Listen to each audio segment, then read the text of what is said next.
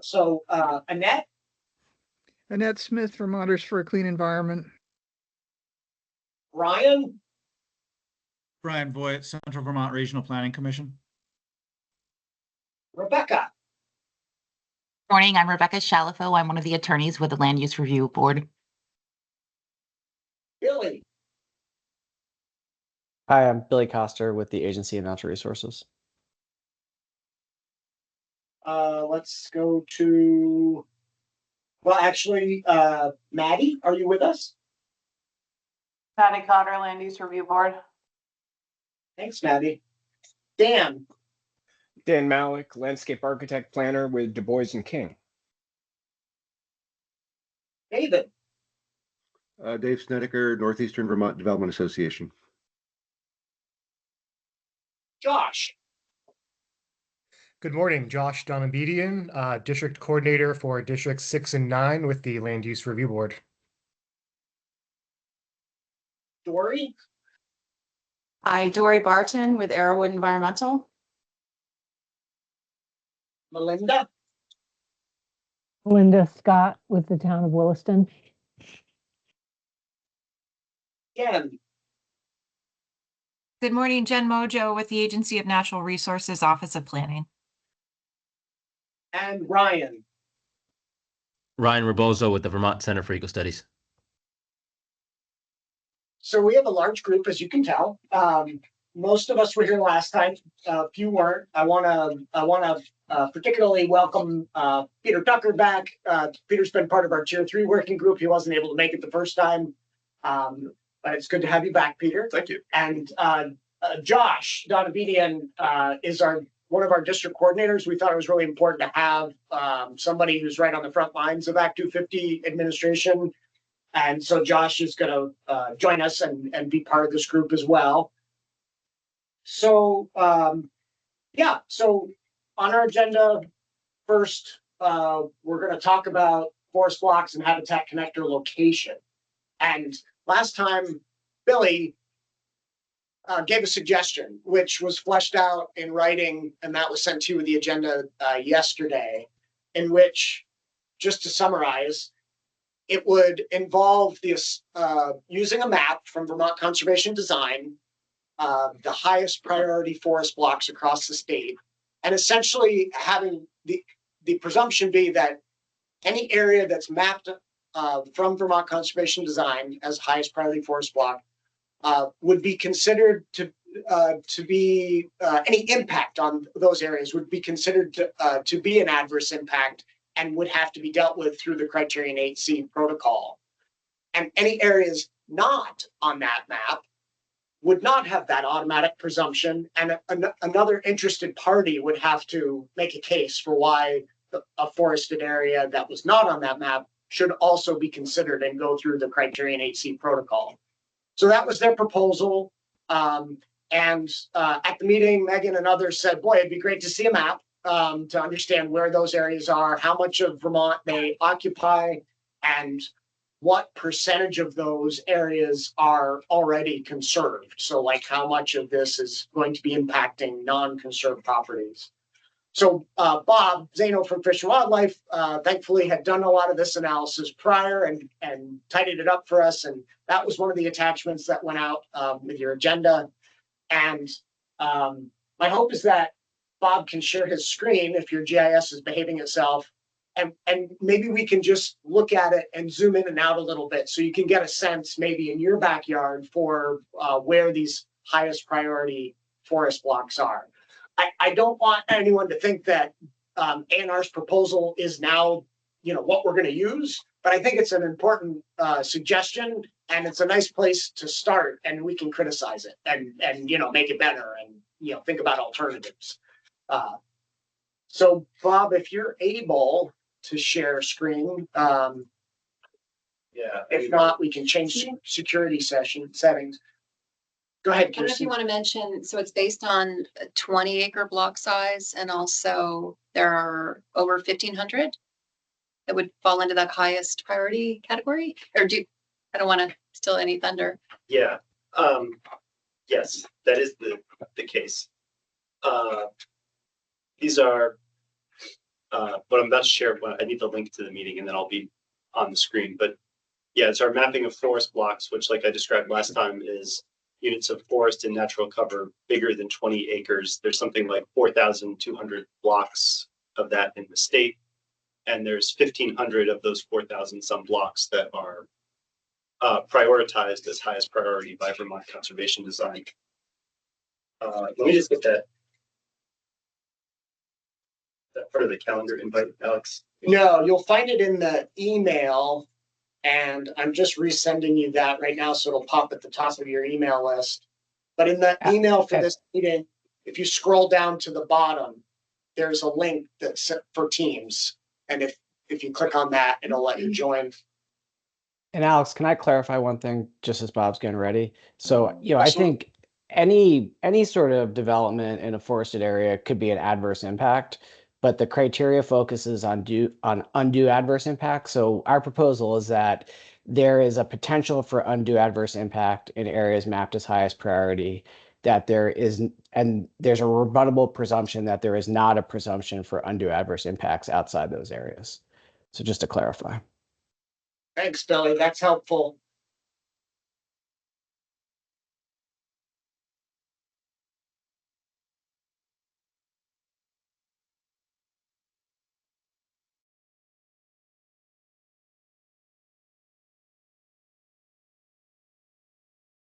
Okay, success. All right. So this is the map that that went out in your packet for the meeting, and as it's explained in that packet, the green areas are, so what you see here are the highest priority forest blocks, right, Bob?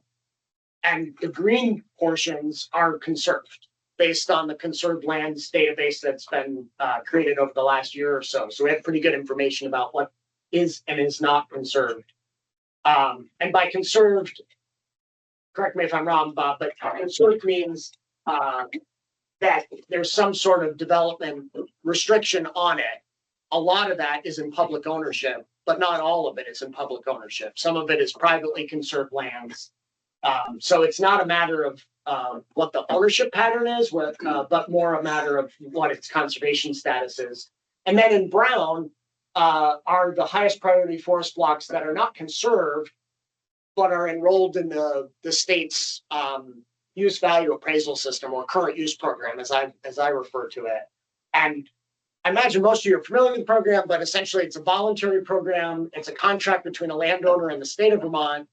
And the landowner commits to managing those forests and agrees to pay a penalty if they take any of those enrolled acreage out of the program to be developed. And the state's side of it is that it fixes the value of those properties for assessment purposes for property taxes at a predetermined amount that is not the typical fair market value as if it were to be developed, but rather what the value of a forest property would be. So that's in brown. And then, Bob, I think you had gray, right? Which was a little hard to see until we zoom in. And the gray is highest priority forest blocks that are not conserved and are not in the current use program. Did you want to say anything more before we sort of zip around and look at it? That was a great overview, Alex, of what's there. Yeah, the gray is the forest block area that has neither of those protections, it's the right word for UVA, but either of those statuses. And I added one more color to this map, which is uncategorized. And so like the Ethan Allen firing range shows up as an uncategorized land in the conserved lands data set. So there's a pink color added to what I've got on the screen here. Another example of that would be some of the, I think the ski area leases on public lands might show up as uncategorized because they're just sort of a slightly different category. This all came out of the work for Act 59. This is VHCB's conserved lands inventory data. The other thing is that this is showing the forest blocks and the lands are clipped to the forest blocks. So we don't see conserved lands going beyond the boundaries of forest blocks on the map. That is also helpful to know. And per your write-up, I think Megan, you were the one that was asking like, well, what percentage of the state is this? What percentage is already conserved? And I'm just reading off of Bob's right up here. It's 68% of these highest priority blocks are either permanently conserved or enrolled in UVA. And that number is helpful, but I think that actually zooming in and looking at a particular place might be more helpful. So I think the only other thing that would be very helpful for this is like we need to acknowledge that there is already development in Vermont. I think sometimes when we're talking about forests and the natural habitat and we look at that, we sort of forget that piece. So like where are the downtowns that are also going to have that will be exempt? I know the mapping is going to change, but even if we just say like what's in the current downtown village center program that has the 1B status, that we also need to see. That'd be a nice overlay. Yeah. How you can combine both maps. But I mean, I think that's what the whole exercise on jurisdiction-based land use is all about, is overlaying our natural world with our built world. So how do we? yeah, and the nice thing about this, when we zoom in, you'll see it, is that the way Fish and Wildlife constructed these blocks, existing development has been taken out of them. So at least in terms of existing development, you'll see holes in the blocks where those are. In terms of future development, both in places where we are looking to see it happen, like villages, downtowns, and other areas like that, as well as in rural areas where we still anticipate there'll be development, but just not as dense. Yeah, I think that's the rub, is to what extent this criterion will be applied to a project that triggers Act 250 jurisdiction in those areas. Well, I mean, like seeing some towns that have become completely where the gray takes up all the other area. Is there a downtown or a village center there that would actually say like, well, there might be gray and there's actually going to be an area where that town is. Yeah, well, why don't we zoom into one of those? Is there one that you're keying on? I know it's hard to see it statewide. It's not that I don't know every town like by square here, but 4 up from the bottom on the left.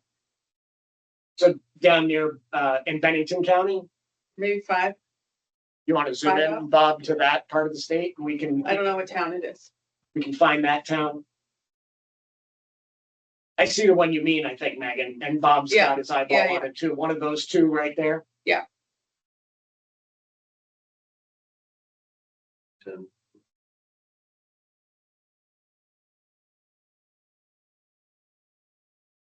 So I think, let's see, Bob, can you zoom in a little further in the sort of one of the white areas, which is going to be a non-forest block area where there's more.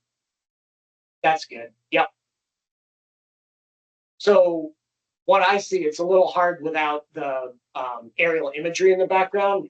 But what I see is, along the roads and where there's existing settlement patterns, you don't have as many forest blocks.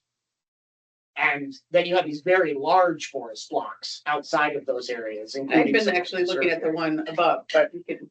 Well, sure, we can scooch up to the one above. So there's a corridor that goes through there, and so right, when we create the map viewer for this, we will include both aerial photography so you can sort of get a sense of where you are, and the downtown and village areas and the buffers around them for the interim exemptions, at least, just so you get a sense of how those overlay with this. I'm understanding that Megan would like to see some of that designated area overlay mapping information now as part of this mapping work. And I'm wondering if we might be able to do that readily. I In terms of like the interim exemption areas or, Yeah. I mean, we don't, tier 1A, 1B haven't been Right, signed yet. right. So I think that's as good We as have we a can couple. do is the interim. We have a couple of regional plans on file, like on a pre-application basis. So, of the 11 areas, there are 2 that have come in and said, here's where we want tier 1B. Yeah, so what I was saying was, just like for those of you that are on the tier 3 working group, we set up a map viewer on our website so that you can actually scroll around, look at your town, see where these things are. We haven't done that yet for the Criterion 8C rulemaking effort, but we will. And my hope is that we will do it between this meeting and your next meeting so that you can actually visualize this stuff. Yeah, so I don't think we can do it right now because Bob's not set up to show us all those layers this instant, but when we create this map viewer, we can certainly make sure that all of that is up there.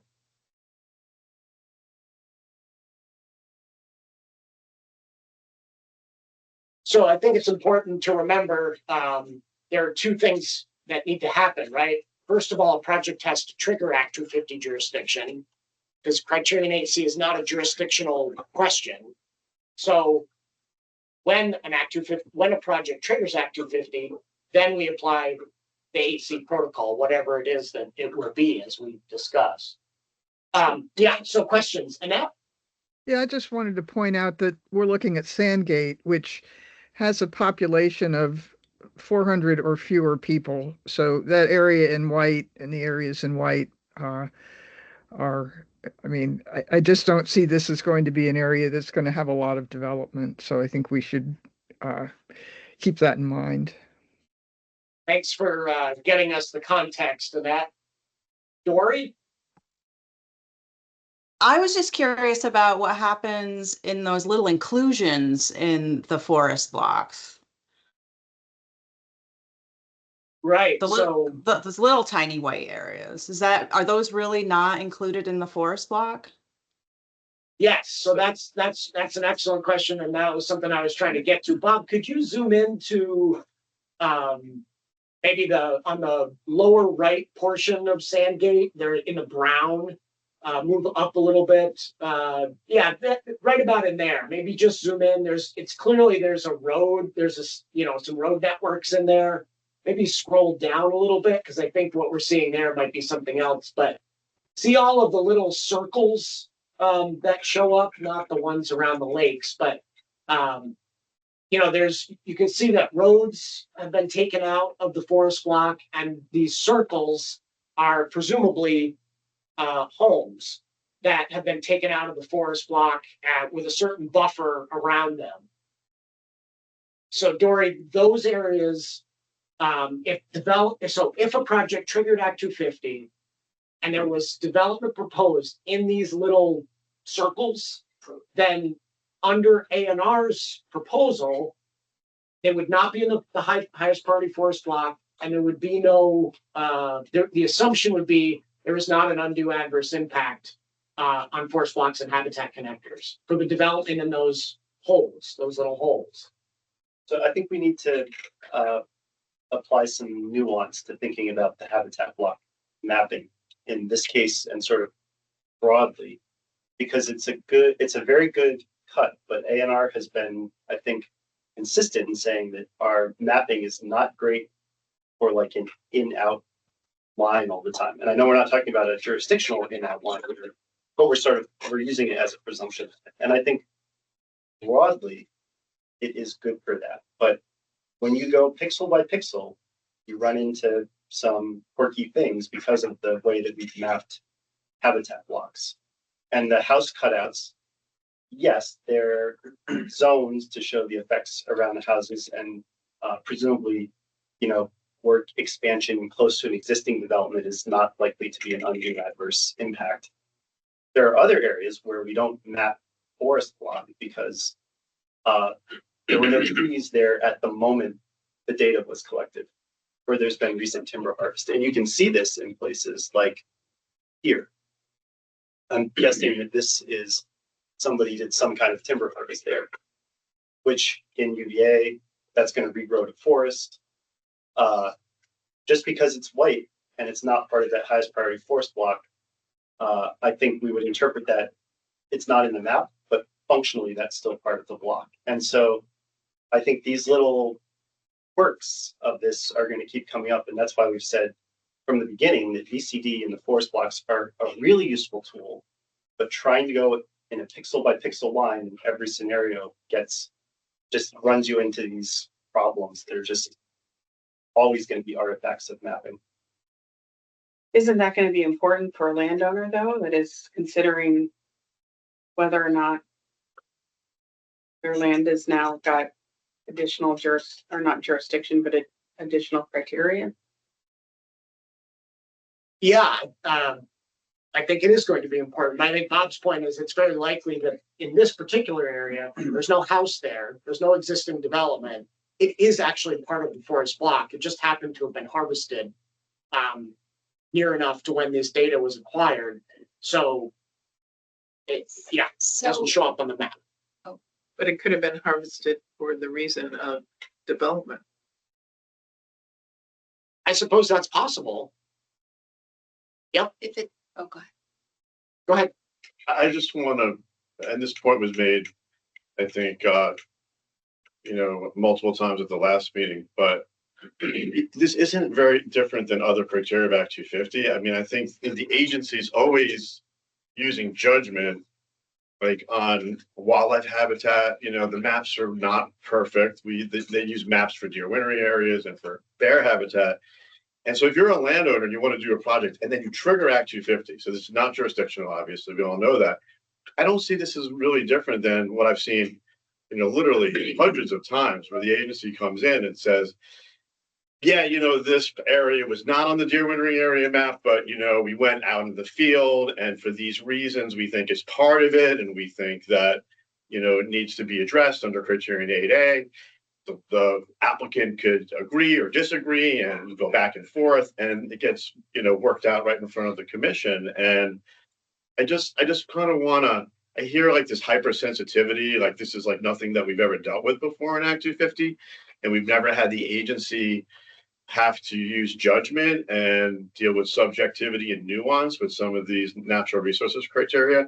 So I just want to level set, I just don't see this as super different than, like I said, I've seen hundreds of times with these other criteria. It's a different criteria, it's a different issue, but related, to things that we've done before. And I think, yes, I just want to make that point as we kind of try to work through these things. Yeah, go ahead, Kirsten. So this is kind of a mapping question. So Bob, the omitted areas that were recently harvested, if they've also been mapped as current use forestry, might that be a straightforward mapping exercise to bring those ones in? And if there are recently harvested areas that relates to clearing for development, that would seem to be a straightforward exercise to assess, like if they've been omitted or picked up on the mapping, it should be straightforward as to what the status of that land is at the time 8C is examined. But yes. Oh, sorry, go ahead. But we get. I just didn't want to block your hand with my body. No, but you need to answer, or somebody needs to answer. Well, yeah, so I just didn't know if some of the if the mapping could be further refined, for example, to capture the recently harvested areas or that had that status when the were occurred that are in current use forestry. Maybe that's possible. I think you run the risk of just introducing more variables and complexity, which maybe doesn't actually end up being helpful in the long run. Contextually, I think it's really easy to look at something and say, oh, I'm surrounded by forest. This area was harvested and it was a silvicultural harvest, therefore it's forest. I mean, anyone who's got that, it should be fairly clear to them. It's tough though, just looking at this colored layer, because without having context beyond just that's a gap.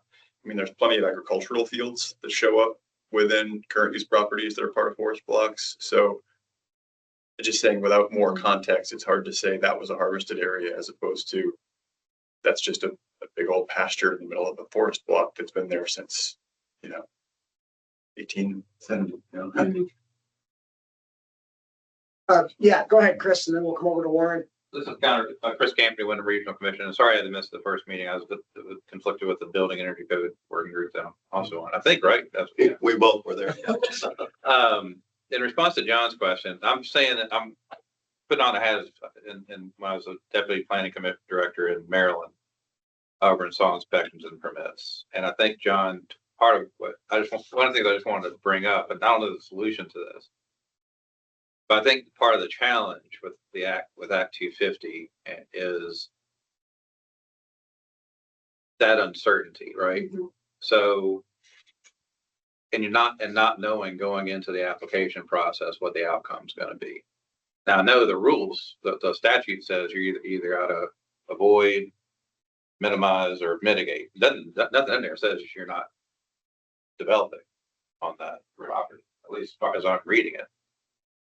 But I think the challenge that I struggle with is, and again, not asking for an answer to this, but what is and I think what may help resolve some of the answer increases is what is going to be the Act 250 actual review process? How engaged is it going to be? Because one of the challenges one of the interesting things to me about the Vermont context is almost every other place that I've lived, I think every place I've lived, when you're going to develop something, you have to get some kind of basic site plan approval that says, here's where you're going to build, here's your areas of disturbance, here's where your septic and well are going to be, here's your driveway, and by the way, you probably need a driveway access permit. And oftentimes that also ties into the existence of a building code. We've been talking about this in the I mean, there are other permit streams, but there are rules about what you need for that basic site plan review. And I think part of the angst here, I guess, right, is that suddenly people who may want to develop something or suddenly have to get more than just a septic and well permit from A&R to build a house in some of these jurisdictions. And so I'm not trying to trap, but and John, I hear what you're saying. It's not unusual. I mean, I'm just saying it's already part of Act. Right. It's already part of Act 250, but I think that's part. I think that the view of a lot of people is that's the problem. That's the problem. Right. Well, I think the beauty of Act 250 is it's not just a zoning law, and it's a complicated law for certain projects, right? Jurisdiction is limited. We could go back over the data, like the vast majority of projects don't go through Act 250. These are only for, to date, it's been the largest projects, right? In towns that don't have zoning and subdivision, you could affect jurisdiction. Now we're moving to this location-based jurisdiction, which this is not about, but to try to protect resources where there are gaps. But all I'm saying is that's how Act 250 was designed. I don't think that we're here to kind of revisit, so many of the criteria, like shorelines, wildlife habitat, natural areas, aesthetics, are just inherently designed not to be, okay, where's the building envelope, where's the utility lines and where's the septic? That's just not what Act 250, forget about this criteria. That's just not how the system was ever set up to work. And we can debate whether that's a good thing or a bad thing. I think it's a good thing because it protects. It's a more holistic protection, and that's what we have with Act 250. And this is just another criteria that would be part of that review. And we know how to do it. We've learned, even though I've worked at the agency and been part of the reviews of those applications. They come in every week. There's a list that goes out to the state agencies. The agencies meet with the applicants. They go through, they flag issues. There's back and forth. They talk to the coordinators. I mean, this is a process that's been literally going on for 60 years, and this will be part of that process. And yes, we should have guidance and we should have procedures and we should try to make the review as certain as possible. But we can do it because I think we've done it for other issues. Again, like wildlife habitat, it's kind of settled down, right? Like people look at the wildlife maps, they get feedback from the agency experts. Sometimes there are gnarly issues that come up, but I would submit that they're fewer and far between like that. But so I think this will settle in. I take your point, and yours too, Chris. But let's keep moving because I don't. Can I jump in, Alex? Can I jump in real quick? I don't want this issue to sidetrack the larger proposal. Hold on. Scenario. I just want to make Warren has a chance to speak because I wanted to go to him next. So hold on, Billy. Yeah, And I'll be quick. I would respectfully really disagree with what John is saying, and having worked on this for the last 3 bienniums. The language in the statute here is pretty prescriptive in terms of coming out with a set of rules so people know what they're supposed to expect when they go into the process. That's I can tell you that's why the ski area has been supportive of this part of the Act 250 statute over the last biennium, because we're looking for more predictability. I've certainly worked on energy projects and enough projects to know when you're in a forest block and you're dealing with habitat issues, you really never knew where the goalpost was going to be.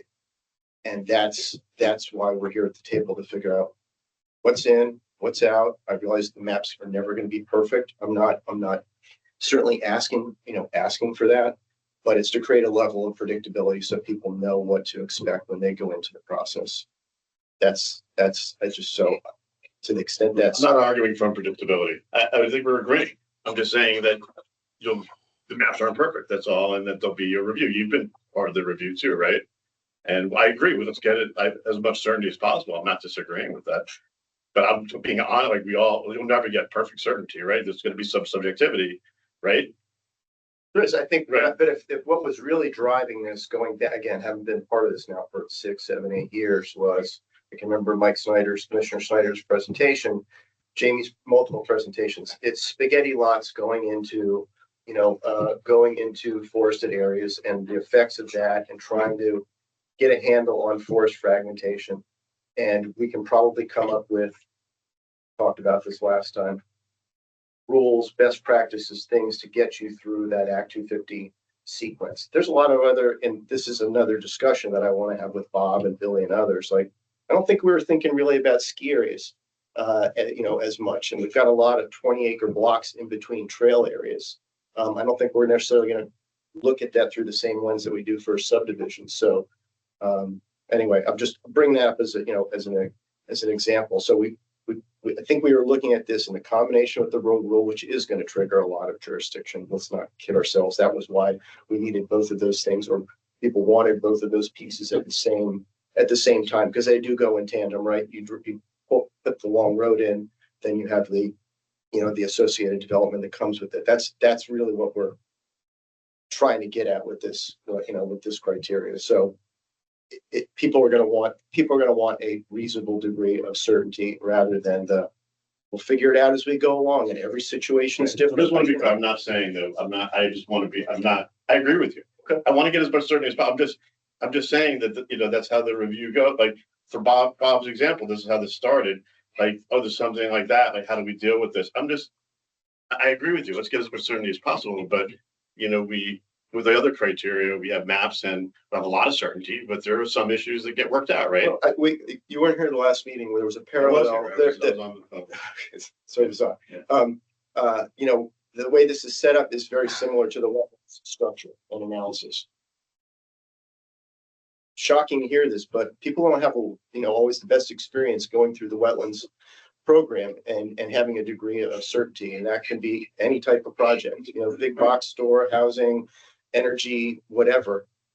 So that I see the parallels there. We've set it up so that the sequence is very much sort of familiar, but in a lot of cases that people are not particularly happy with the level of certainty that comes out of that process. So I'm just saying, I'm trying to just give a caution, basically, which is giving people a level of predictability is going to be pretty key for people to want to ultimately support. I'm not disagreeing. I just. All right, good, Yep. good. I think You got my Billy, let's go to you because you had a comment, and then we'll continue to go around the room. Yeah, thanks. I just wanted to say quickly that this criteria is explicitly and intentionally different than the other criteria and the process that John spoke to, with exhaustive back and forth between parties, because the legislature directed the LURB to put substantive rules on its implementation in place before it was implemented. So it is different. That aside, I don't think we should get hung up on this issue of this like white blob in the middle. I think the fact that rules and guidance will be promulgated, we will easily be able to articulate the scenarios when this is an issue and when it isn't, and a process to resolve that. So I would ask folks to just back up and look at the macro proposal of like, are the highest priority blocks carrying a presumption of potential undue adverse impact and the other blocks not? Is that the right frame?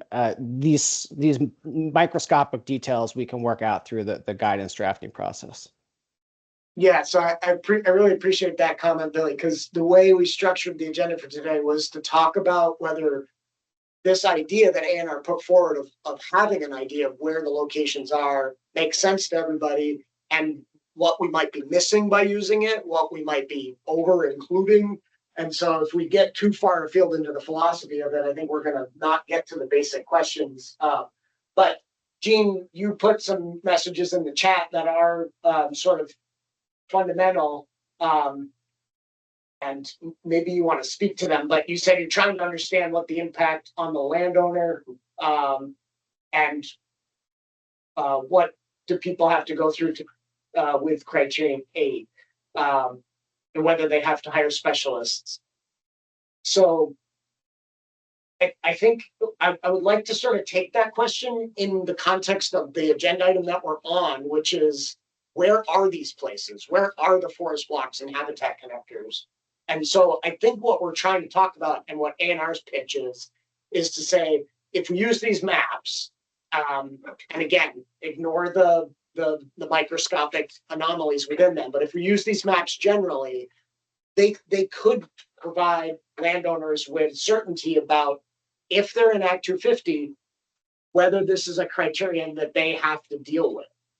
And if they do, then the rest of the conversations we're going to have this morning, will be important to them, as to how they design the development to have to minimize their impact on the resource. Would they have to hire a specialist? It's my hope that with mapping like this, they largely would not need to hire a specialist to know whether they're in a forest block or a habitat connector.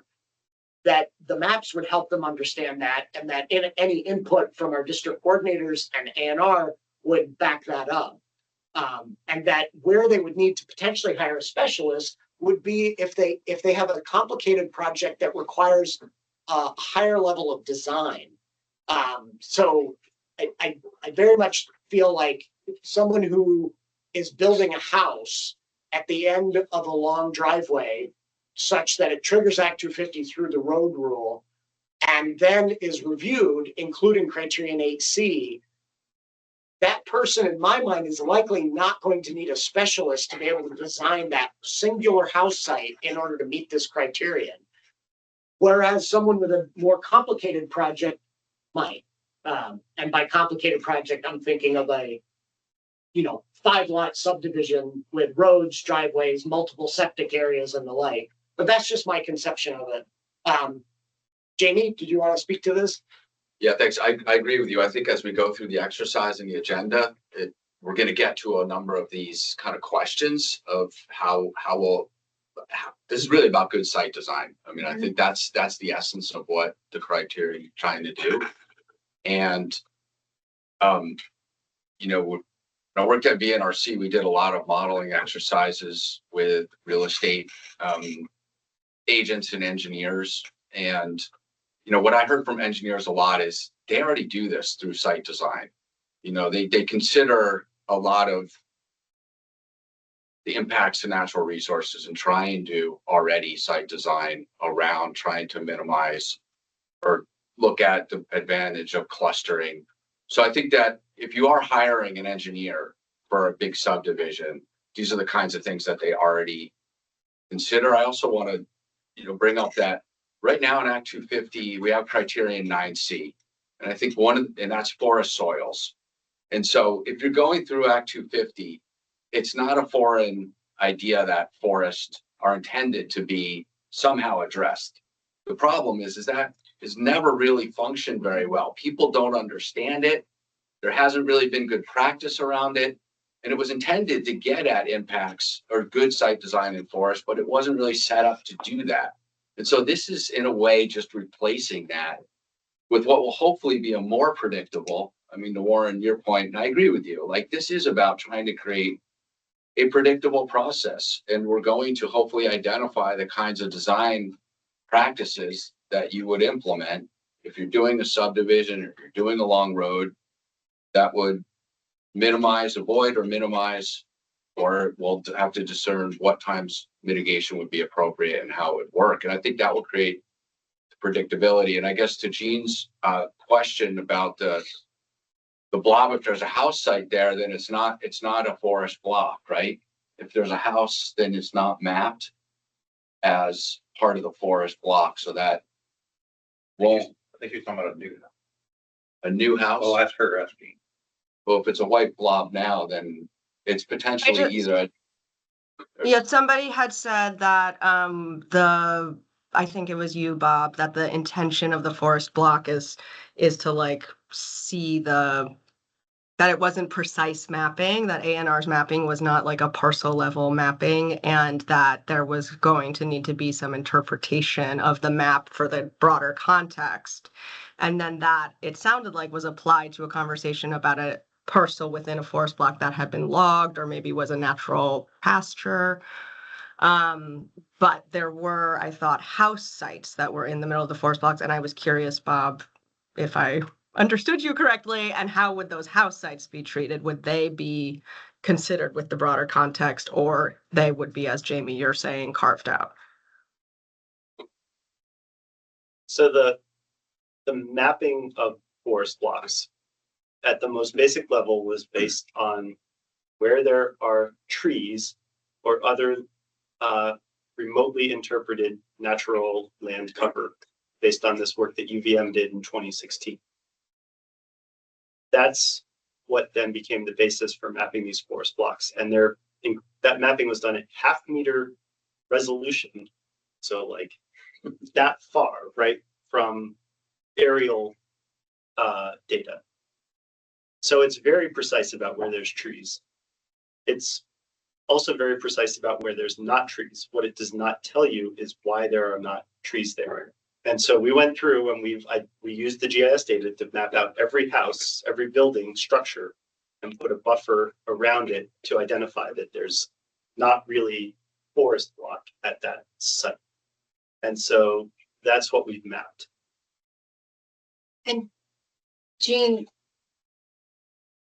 Billy has indicated that, and I don't want to, misquote you, Billy, but that you anticipate that the rules can identify the circumstances, and how the base information about what is or is not a forest block can be refined based on, more location specific questions. If something was, mapped as forest block at the time or not mapped as forest block, that the rules can address those circumstances. And I conceptually would agree with Billy.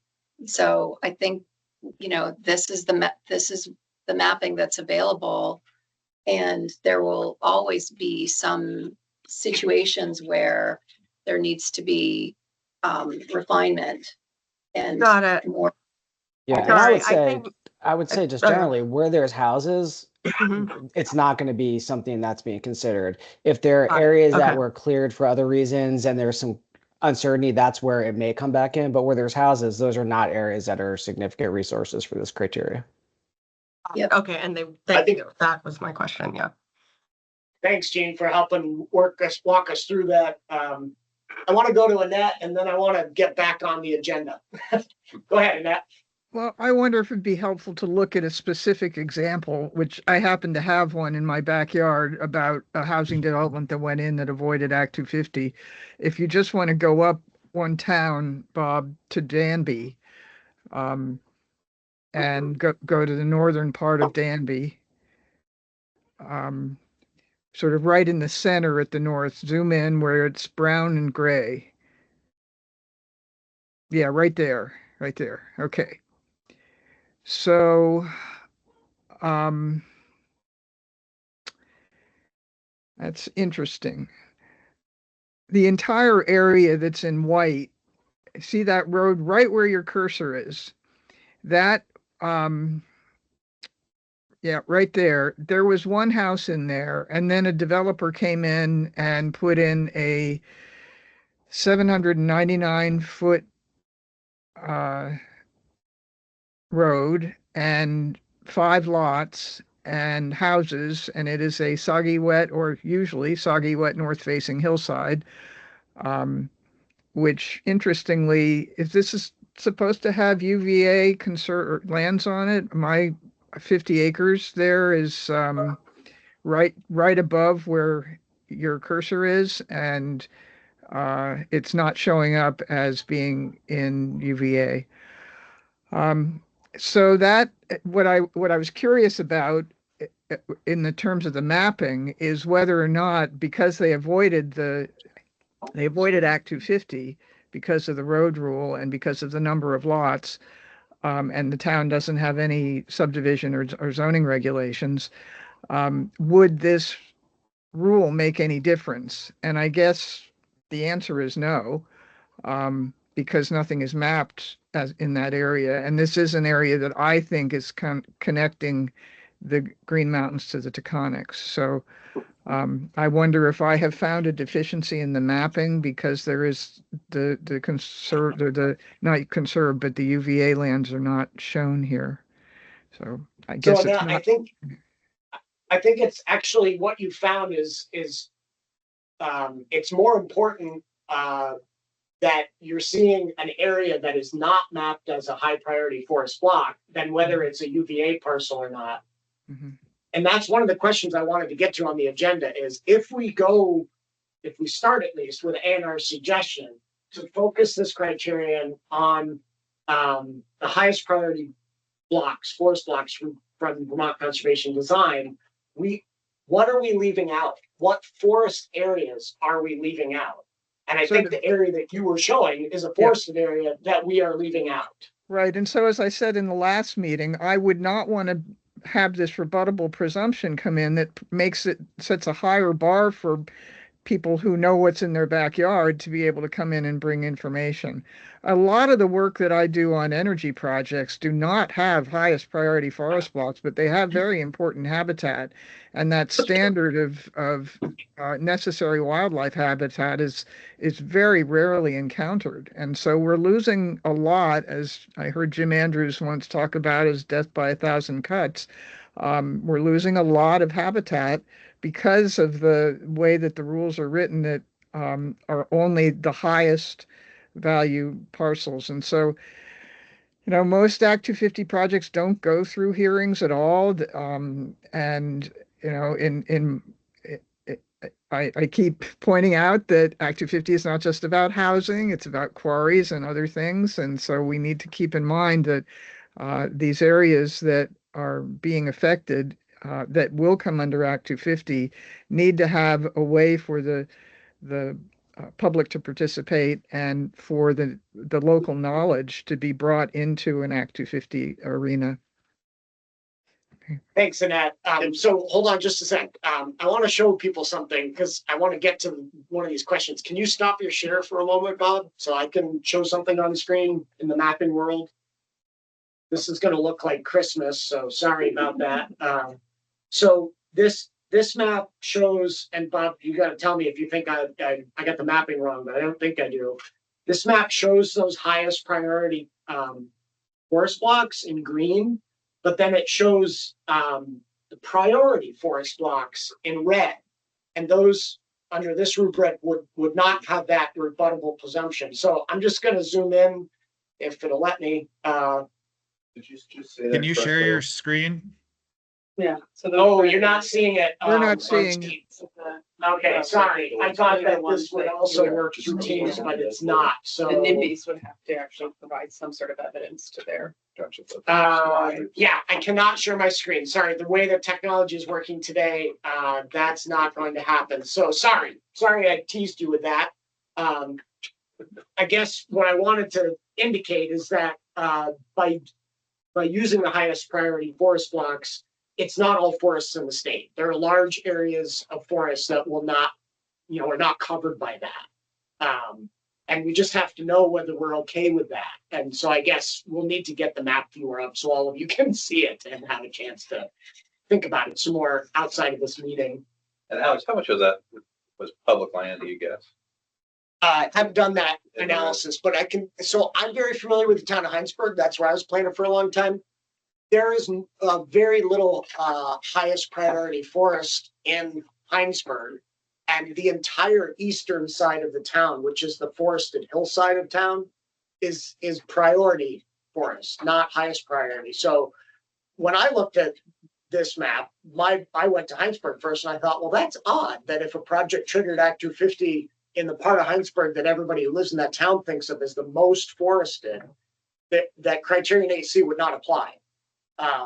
And I think by seeing that map, which we'll get up on a viewer so everyone here can look at it, it might be helpful for all of you to be able to do the same and same look-see and decide whether perhaps. But I guess that's why I think for our region, like a lot of the highest priority, I think that's forest really.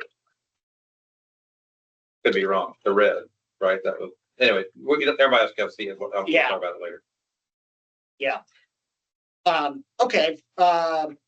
Alex? Yes. Sorry, I have Go ahead, just Peter. a couple of questions. So when we looked at this map, the big map, those forest blocks would be considered tier 3. Is that, that map? No. No. Okay. No. Tier 3 is just a very tiny slice of Vermont, maybe 6% of the state. Okay. And these forest blocks that we're talking about for Criterion AC analysis are like 70% of the state. Mm-hmm. Got it. And then in current use or use value, landowners have that 2-acre building envelope. Will those development in those areas trigger AC? I mean, yeah, that's a really good question. I think they would if they were forested and were in this highest priority forest block category and were not already developed. So, if you have a house within your 2-acre exclusion, the buffer that's on this habitat block data set sort of wraps most of that in. But if you're somebody in UVA who said, I'm keeping this portion out because I'm gonna, down the road, build my kid a house there someday, that would be included if it were highest priority. But this is not, this is only if they had some other reason to be in Act 250. Correct. Building in Right. these, They'd have to be there first. they'd have to have an Act 250 trigger for this To apply. Right. So, Right. yeah, we need to be careful about not looking at these maps as It's not jurisdictional. Right. Right. I also just wanted to say, I mean, Annette's example shows that Vermont's 76% forest. There's a lot of forest in Vermont, and not everywhere is going to have this presumption of undue adverse impact. It might be that you really dig into that site and maybe there is an argument, maybe not. But the idea is that this highest priority forest block mapping narrows that area down with a lot of predictability. I think there's quirks of the mapping, but we have a lot of info with that highest priority set of forest blocks that shows there's a lot of places where there won't be issues. And then there's places where there might be a need to consider it. And within those highest priority forest blocks, it's a lot of the state, but there's really only something like 30% that's not in UVA or conservation. So we're talking about a relatively small area where this is going to likely come to bear. Yeah, good context there, Bob. Okay, so per our agenda, we've expired on item number 2. We didn't really talk a whole lot about the discussion questions there, but that's okay. Kirsten, what do you think? You think we ought to just move on to item number 3 and get into it? I do. Okay, then we're going to do that. And Dory, I saw your message in the chat about switching the map to background to imagery, and we're gonna make that happen for everyone with a map that you can actually drive when we get the map viewer up subsequent to this meeting. Sorry, we're not able to do that today as well. So we'll move on. The next agenda item number 3 is about measuring and minimizing forest block impacts. And so I'm just going to go right to the first discussion question, but we can have general conversation as well. And that is, if we're going to, if we know that we have a project that's triggered Act 250, so we're in Act 250, and we know that there are forest blocks present on the property, like we've answered the prior agenda item through whatever mapping and analysis, then it becomes a question of, okay, how do you measure the forest block, and how do you then know based on that how to minimize your impact? And the first question is about what is the context for that? Are we going to be looking just at the parcel and the amount of forest block within the parcel that the person has under their control? Or should our analysis window be the forest block itself, which could span many parcels and would, necessarily be larger in terms of coming up with some sort of metric for whether your impact has been minimized or not? I don't know Or if should that's it be clear to both? folks. Yeah. Do folks understand the question? So if you're doing a development on one parcel, you will have to get analysis potentially on the entire forest block. The question is whether we should do that. That's right. Yeah. So, for example, if someone has a 50-acre parcel and they're looking to do some development on it, and the bulk of it is in a mapped forest block, and their development is triggering Act 250. The question would be, do we measure the impact of their proposal within that 50 acres that they control, or within, say, the 200 acres that is the block that they are a part of? So if their impact is very small in regards to the 200 acres, do we give them a pass? Or do we look instead at the 50 acres and say it's whatever your impact is as a percentage of that? Or do you look at both? Or do you look at both? Yeah, and in my mind, conceptually, let's say there's 1,000-acre forest block and someone has 100 acres and there's cluster design. And so if it's only looked at in the context of the bigger forest block, maybe they get to have a bigger bite at the apple and development of that bigger forest block.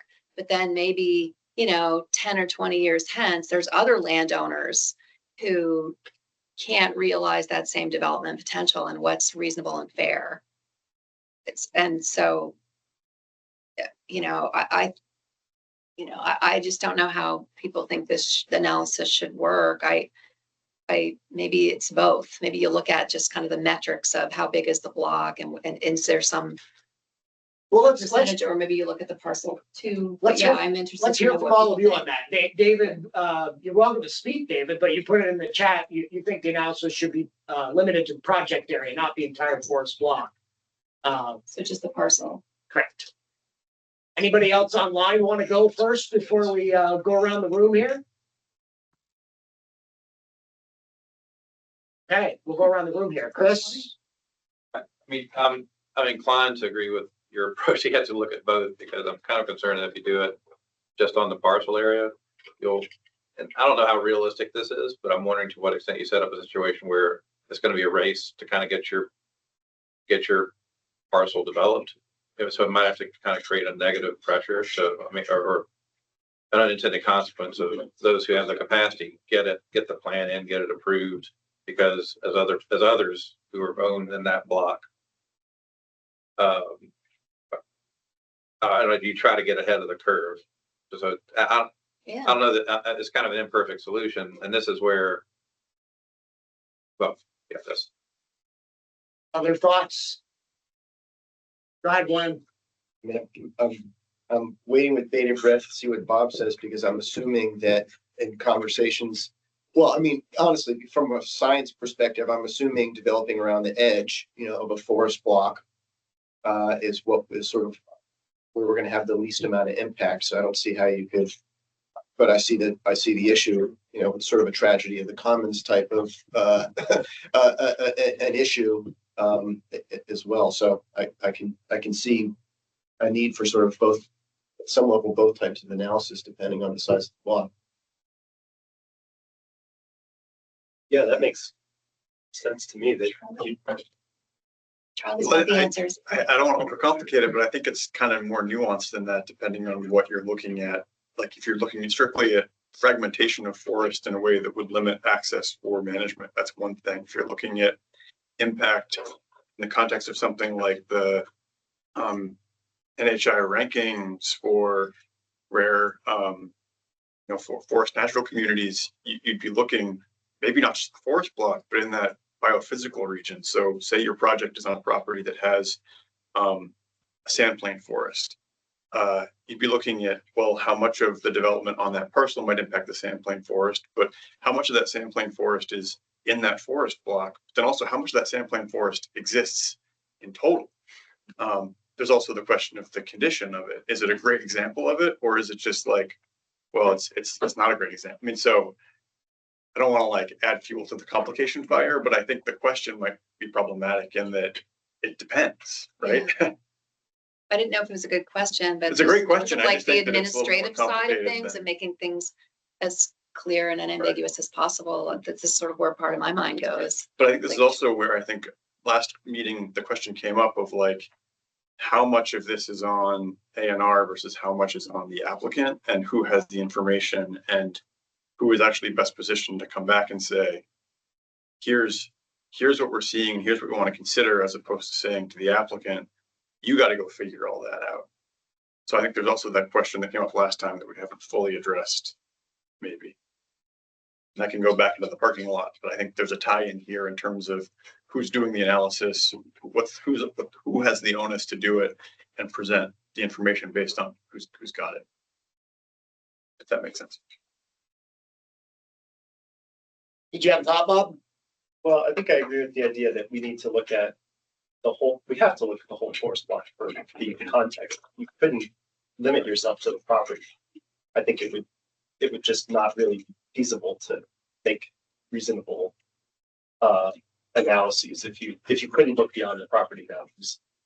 But I take the point about you want to give everyone a fair shot to do projects on their property and not have one landowner do a big development that then makes it impossible for others to do it. So it seems like some mixed approach would be reasonable. You're considering the overall impact to the forest block, but then you're looking at what can an individual landowner or applicant do to reasonably avoid, minimize, and mitigate within the lands they control. Melinda, did you have a comment?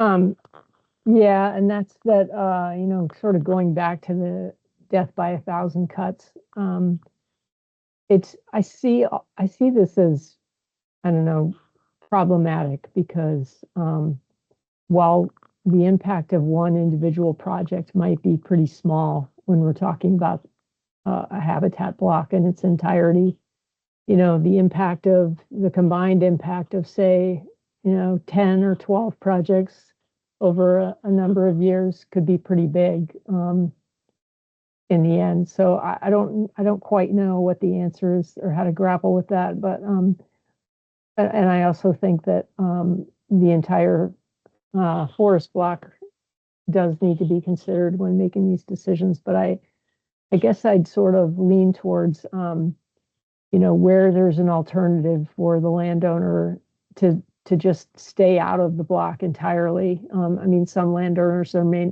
not be that alternative, but where it's possible to just completely stay out of it. Anyway. Thanks, Melinda. Go ahead, Annette. Yeah, I guess I'm not seeing this as that complicated. We're looking at an undue adverse impact on the forest block. And then we're looking at an individual application in Act 250 and what that project's impact is on the forest block. So I think that it's all part of the one big piece, and each individual application, if there are 20 of them in one forest block, are going to be reviewed at the time and under the circumstances in which they are reviewed. I do think that this is one of the beauties of Act 250 is that it enables these kinds of reviews in a way that can take these situations into account. So I don't see how you can rule out the entire forest block. I just don't see this as that complicated. This is to look at the impacts on the forests and the wildlife habitat. I'm kind of interested to hear if Ryan has any comments on this. Sorry to put you on the spot, but Well, Matt, you don't get to put Ryan on the spot because you're not running the meeting. But I know. appreciate your desire to have Ryan speak. And I want if to he hear wants from to, the I'll recognize him. scientists. Yeah, I'd like to hear from the scientists.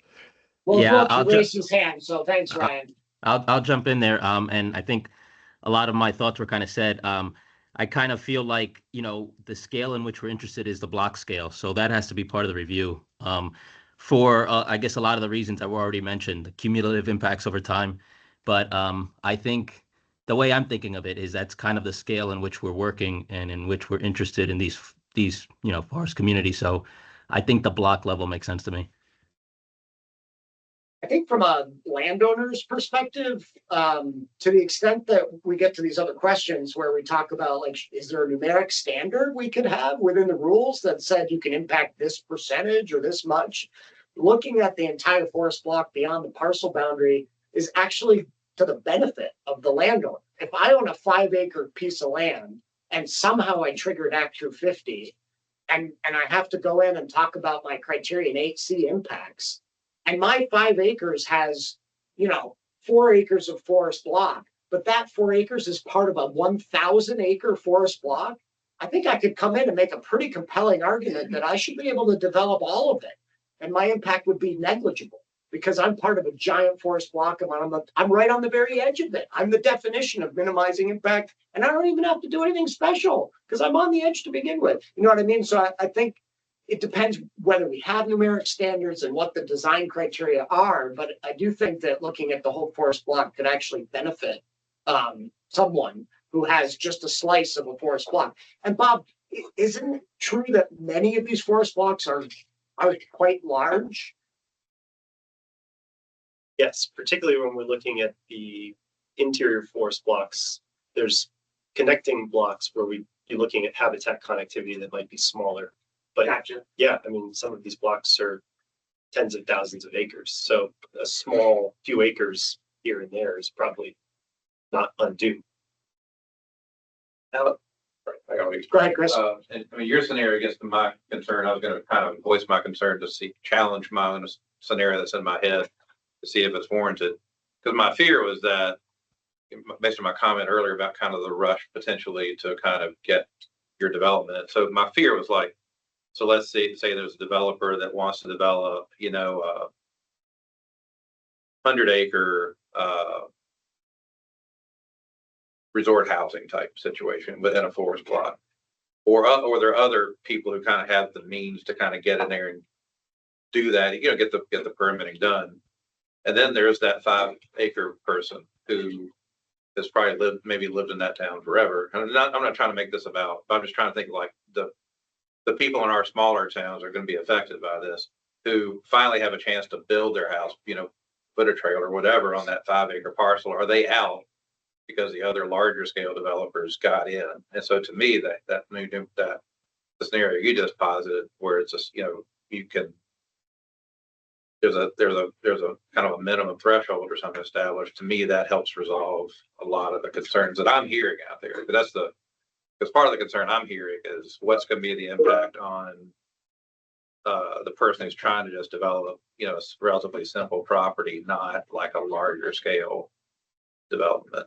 Because I know that's where a lot of the angst I'm hearing from, the people in our region is coming from, is like, what is this going to mean for me to develop my kid's house on that 5-acre parcel or 10-acre parcel? Not what's it going to take to redo a subdivision on 500 acres.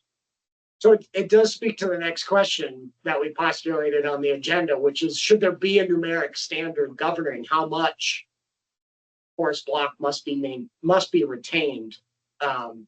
Like, if so, what percentage of land cover should this be? So that's why I think the questions are nested, right? Because like at what context you're viewing the forest block will then factor into whether there is some sort of clear objective numeric standard that we can apply. Any thoughts on whether numeric standards governing how much, must be retained or how much is left, whether that makes sense in this regard or not? I mean, last meeting you were mentioning, the fringe impact and the degree of penetration. I didn't know if those things could be quantified somehow. Like, these forest blocks are all these different shapes. If you could kind of measure the outer perimeter, and then in terms of penetration, you sort of go to the heart of it. What's that?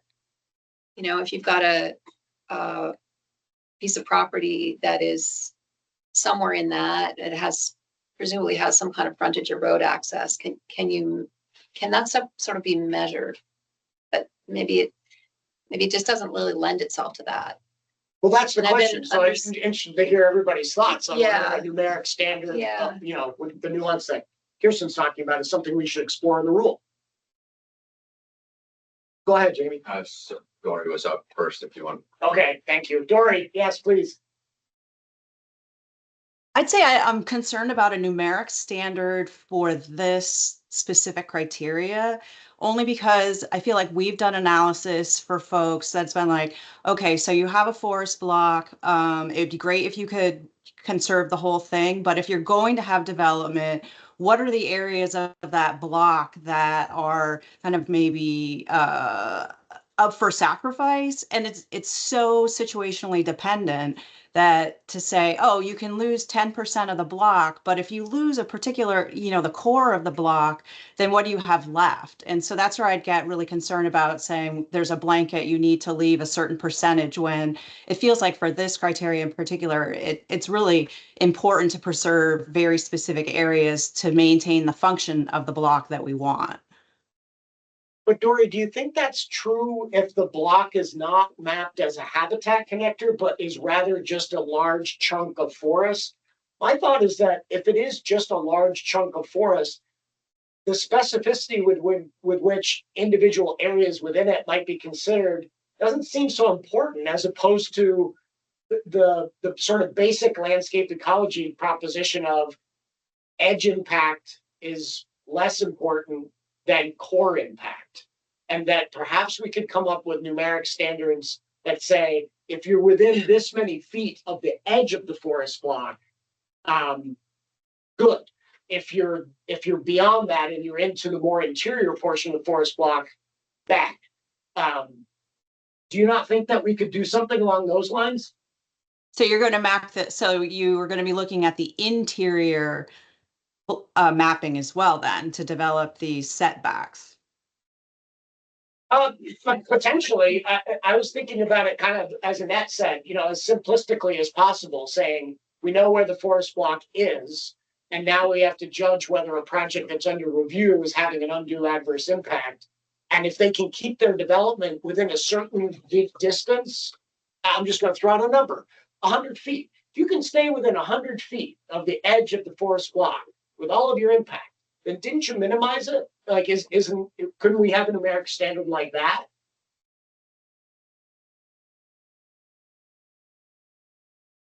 Well, I guess if that's, I think that each situation will be different, and what's the avoidance? If we're looking at like a mitigation sequence in these highest priority areas, so we're looking at the parcel and then we're looking at the entire block, is essentially avoidance criteria, and I do fall back on kind of the analysis we often do with the wetland rules. It's like, can you build your development, accomplish your project purpose, and entirely avoid the impact? And it gets to, what's your project purpose? Are we looking for maximum development? And how are you going to review that, as far as, you have this forest block and it's supposed to be highest priority, but we're going to give you 100 feet. Everyone's going to take that 100 feet and say that's minimization if that's the standard.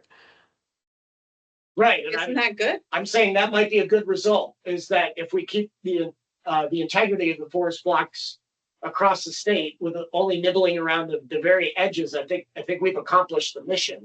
But your point is a good one. It's avoid, minimize, mitigate. And I do think that avoid is the first step, right? And so there needs to be something in the rules that talks about if portions of your parcel are not mapped forest blocks, can you locate your development there first? And if not, then you have to be in the forest block. Then we're going to talk about how to minimize your impact on the forest block area. So I agree with you about the avoid first. Let's go to Jamie and then we'll come back to Annette. I mean, I like the concept that you're thinking about. I'm not sure like having a numerical,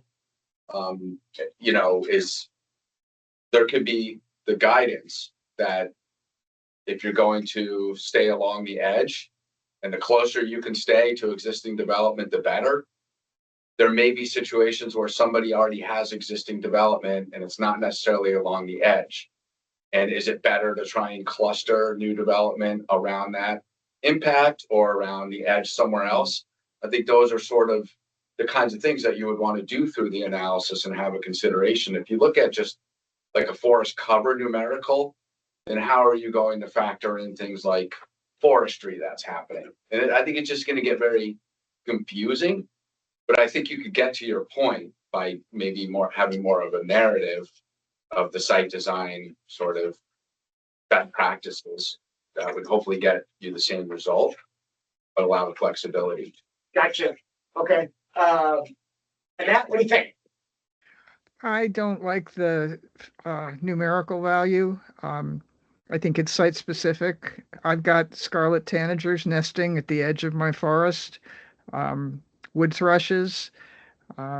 You encourage development in areas that are at edges. You're affecting other species that are not interior.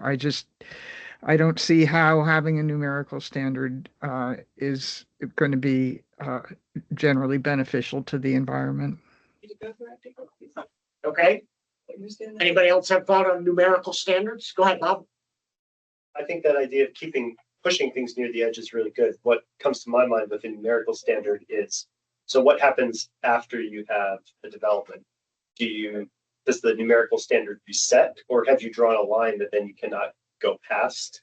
And you said, well, as of this point, we're not going further than 100 feet. That seems like something that has to be worked out, because you don't want your edge to just keep creeping in forever.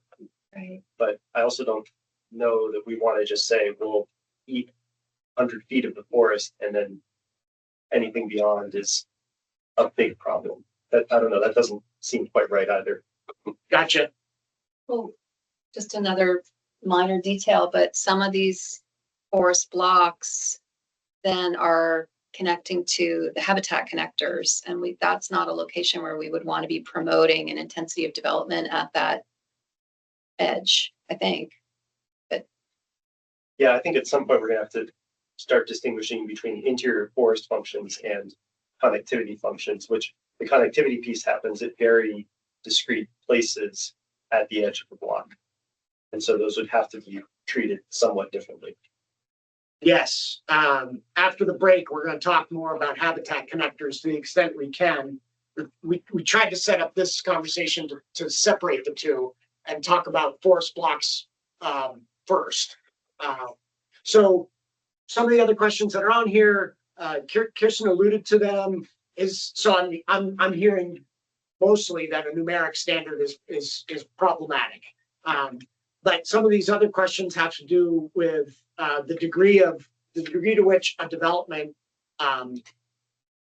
penetrates into the forest block, again, with that interior concept in mind, and whether how to measure that, and also whether there's a minimum width or size of forest block to be retained with a development that's looking to minimize. So go ahead, Megan. Just broader context, 68% of the highest priority blocks are already conserved, right? So we are already minimizing development in our highest priority blocks. Like big picture, we've already done some of that, a large portion of that. Okay. And so this idea that there seems to be pushback on any conversation around, well, how, and not from you, Alex, I appreciate you're trying to get to solutions on how, anything that goes on there, we have to continue to minimize it and minimize it and minimize it. Big picture, we've already minimized a significant amount, and I believe we have a goal in the state to continue to conserve even more of the state from development, which I would certainly hope would be in some of these areas that we're going to make it harder to develop in, that will be the objective. But sort of getting into micromanage each parcel and how we're going to deal with it, I think we're losing the forest and trees. I don't know. That's just like so I'm trying done to a lot of minimizing. I think I understand what you're saying, Megan. I'm trying to spin that into how could that help us create a rule? Yeah. So what is it about what you're saying that can help us create either a de minimis, a level of impact that just says if you're only impacting this much of a forest block, we don't care, or some other way to recognize the forest for the trees. If you're going through Act 250, you've already got 32 other criteria that you are working through. So obviously we care in a lot of ways that are adding cost and time to development. And so not saying we can't care about this, but I think things also like if 9C, if we're adding this because 9C isn't working, why aren't we replacing 9C? Why are we adding? I think that was actually proposed to the legislature and probably would have been a good idea. And maybe that's something to add to a list of legislative sites. So like if we can design this and it's designed well and it's going to work, then I would personally support just replacing 9C with this.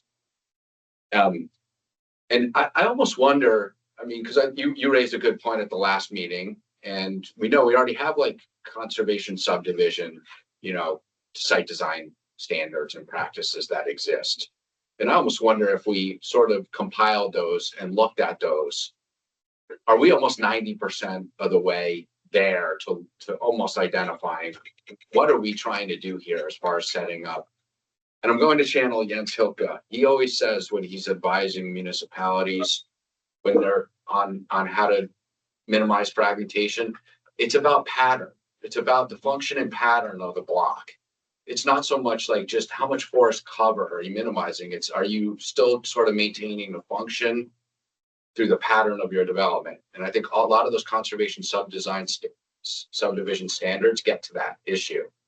And so I wonder if we start almost with the bulk of already established practices that exist, and then could we almost work off that and just see, hey, what's missing, or is there anything to tweak? But I think once we look at them, I think we'll start to feel better about the fact that a lot of these practices actually already exist, and they're being implemented to a certain degree by a lot of engineers that are helping landowners or developers do site design. Yeah, so you can tell from the way these questions are written that Kirsten and I are first, we're thinking of clear, objective metrics. Like we were interested in getting your feedback on whether you felt like those kinds of things could be helpful in sculpting the rules, both like what might qualify as an undue adverse impact, and also once it's deemed that, what would define minimization of your impact. But design is the last bullet on this agenda item, and that is what we also want to talk about. And we've been scouring a little bit to find examples, illustrations of what conservation subdivision looks like. And you're right, maybe trying to go at it through the metrics first is the wrong approach. Maybe we need to go at it through the sort of existing knowledge of conservation subdivision through illustrations and such, and say, what are these telling us? And is there something we can pull out of them that might be a metric? We were going at it the other way around. I like his idea. In fact, I gave a presentation on conservation subdivisions just yesterday. I like the idea, but the only caveat I would add to that is where they've actually been applied. I think we have some in our region where they're on the books, but there just has been no development, therefore they haven't actually been tested. But if we have something like where they've actually been applied and can kind of see how they work and how they didn't, I like that idea because I mean, let's go with what we know and potentially what we're good at. And then that, yeah, I agree. I think start with the design first and that'll inform the metrics conversation. Okay. That's just my opinion. Number one. Gene, you have your hand up. Go ahead. Yeah, just a quick clarifying question. Is conservation subdivision a specific, what does that mean? Good question. It's a term of art. I don't think it's necessarily a firm definition in the dictionary yet, but in a nutshell, it means rather than plotting out your development, like let's say you're going to do a subdivision, rather than plotting out your lots based on where the best views are and where you think you can sell your lot for the most amount of money, you instead first look at the natural constraints and resources on the property, and you design the subdivision with those in mind. Got it. And oftentimes it's used sort of hand in hand with clustering. Doesn't have to be a clustered design, but in many illustrations you see the conventional subdivision example, which is I have a 40-acre parcel and it's 10-acre zoning, and I'm going to divide it into 4 10-acre lots and put a house in the middle of each. And the conservation subdivision design example of that is the same 40-acre property with the same 4 lots, and the 4 lots are in one little corner, away from the big forest block, not next to the stream, out of the agricultural field. And that's often referred to as conservation subdivision. We adopted in Heinsberg, and our vision was a little more flexible in that it doesn't necessarily require clustering. You could place those 4 development sites around the property, and maybe there are specific areas where they tuck into a nice attractive location and have very little impact on the natural resources, even if they're not all right on top of each other. So it's flexible. Gene, I'll send you my presentation. Oh, awesome. Thank you. That sounds great. And so is something that you are discussing right now that if we could kind of structure the standard so that if somebody came forward with a well thought out conservation subdivision plan, they could be confident that might move through these criteria pretty readily. Yeah, that's nail on the head. Yeah, I think that's the thought. Yep. Okay, cool. Thanks, Chris. I look forward to that presentation. Chris, you're going to send that to us too, right? So we can share it with the group if we think it's going to be it's very basic. Okay. It's the concept. It's not the zoning. It's a high level explaining the concept. Yeah. Okay. So we need to find these illustrations. I apologize. I had hoped to have them in hand for this meeting so we could just look at some examples, and we just haven't nailed it yet. But are there facets of that sort of illustrative work that you are most interested in seeing that we could make sure we try to get for the next meeting? If not, we'll just do it and show it to you then. Go ahead, Jamie.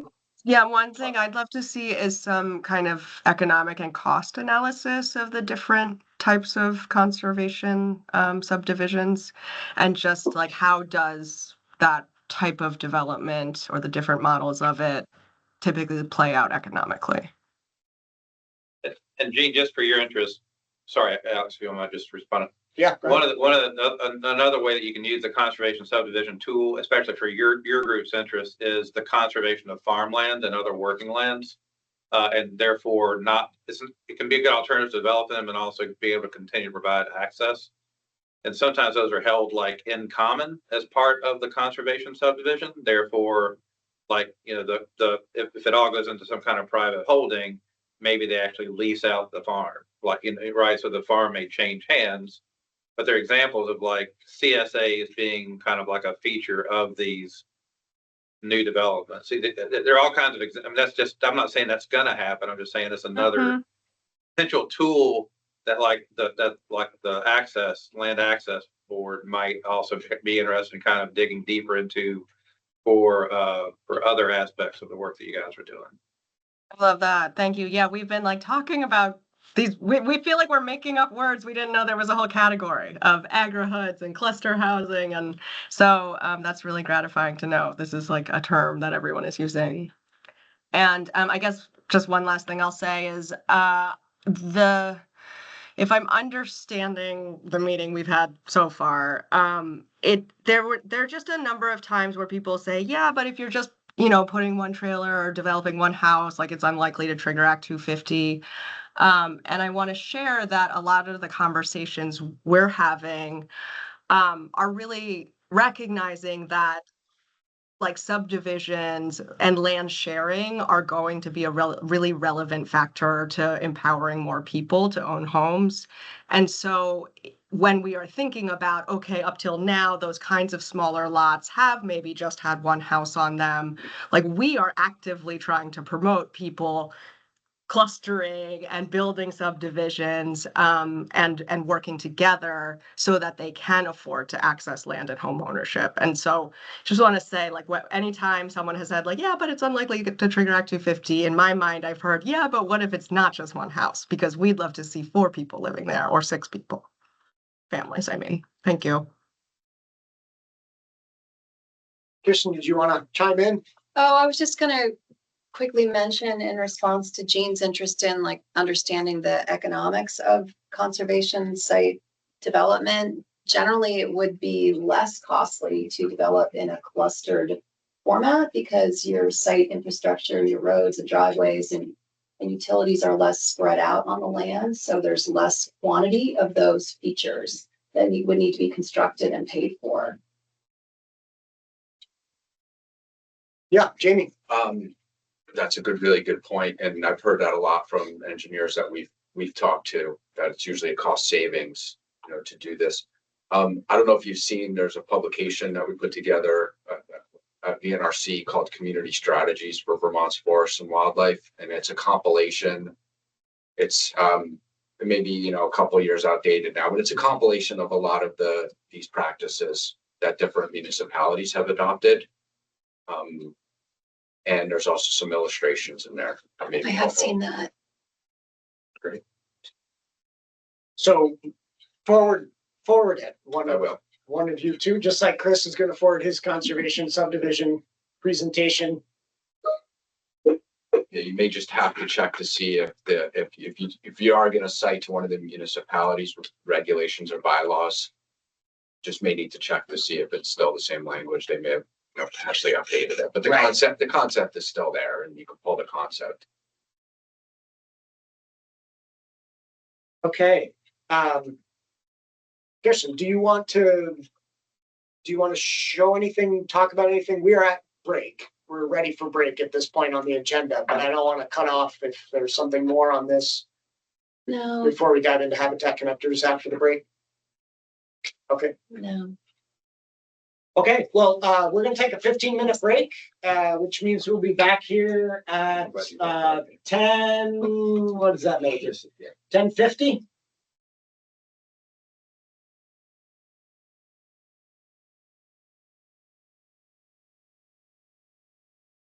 Shut off.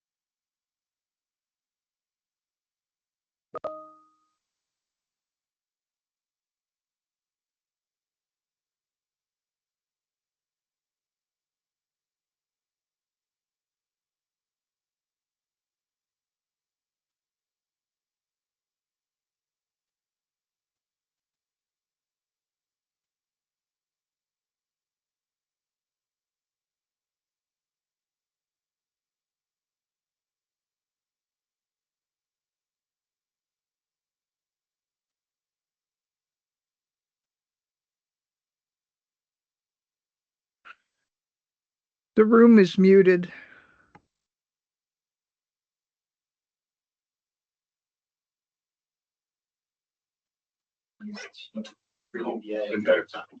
Hey, everybody, it's a little after 10:50, so we should get back together again.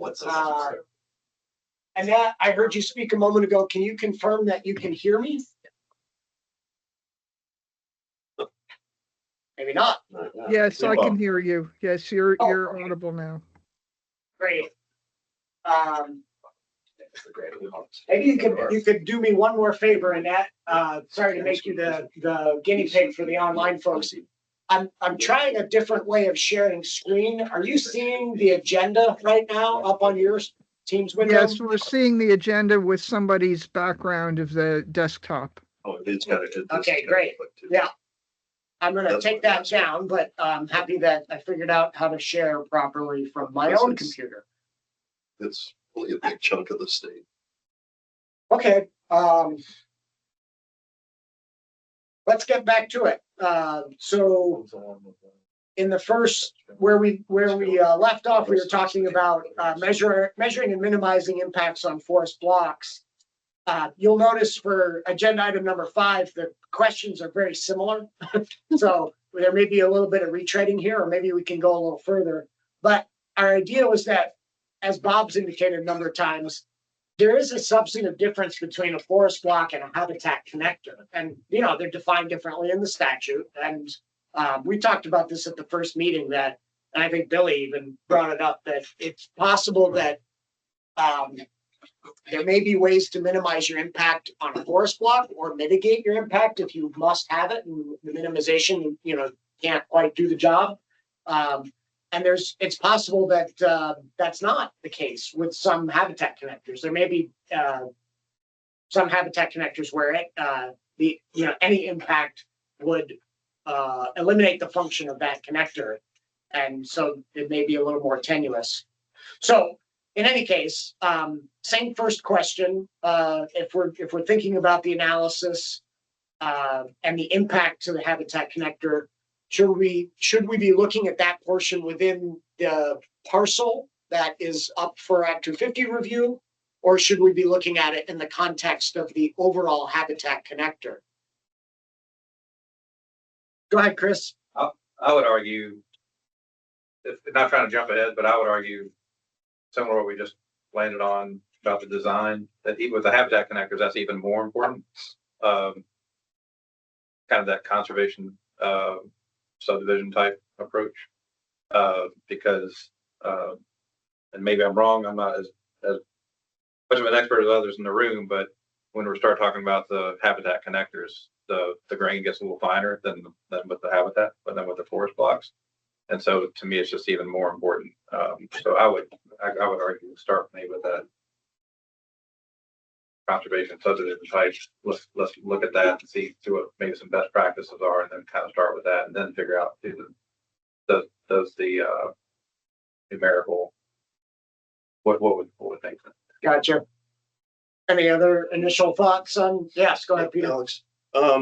So, I think, when we get into habitat connectors, we're talking about a lot more individual landowners, right? Like, they're closer to the roads. They're going to be parcels that are privately owned.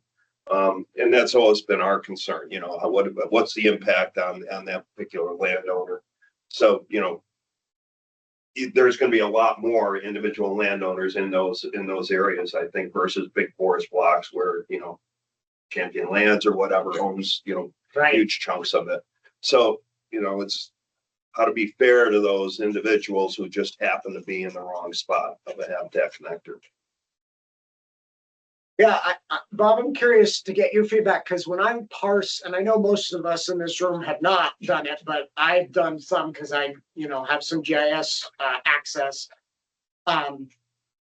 The VCD database, has interior forest blocks. You went over this in your presentation at the first meeting. It has interior forest blocks. It has connectivity blocks. It has geological diversity blocks.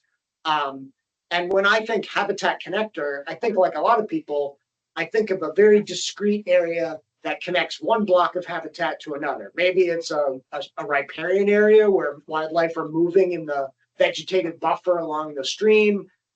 Maybe it's a patch of woods that is remnant and is between two larger patches of wood and allows wildlife to move through it. So I think of those sort of very small scale discrete habitat connectors. But when I look at VCD, if I just turn on the connectivity blocks as a surrogate for habitat connectors, they're large. They're not just those discrete areas. So I don't know that I have a question in that, but I'm curious, like, what do you think about what a habitat connector is for the purposes of an 8C review? Maybe I'll drop the 8C review part just for a moment. With Vermont Conservation Design, we intentionally made the connectivity blocks form a continuous network, which meant that in prioritizing blocks for that function, we essentially did a duplicative process selection on a lot of the ones that were already chosen for interior forest. The reason we did that is that we wanted to show that connections require the big, those are sort of your anchors to your connections. And then you have stepping stones that get you to the next anchor.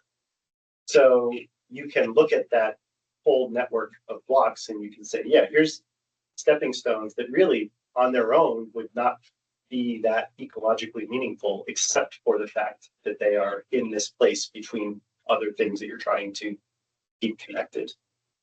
So that's why it is large in that way. We didn't think it made sense to leave out the big pieces and only show the small.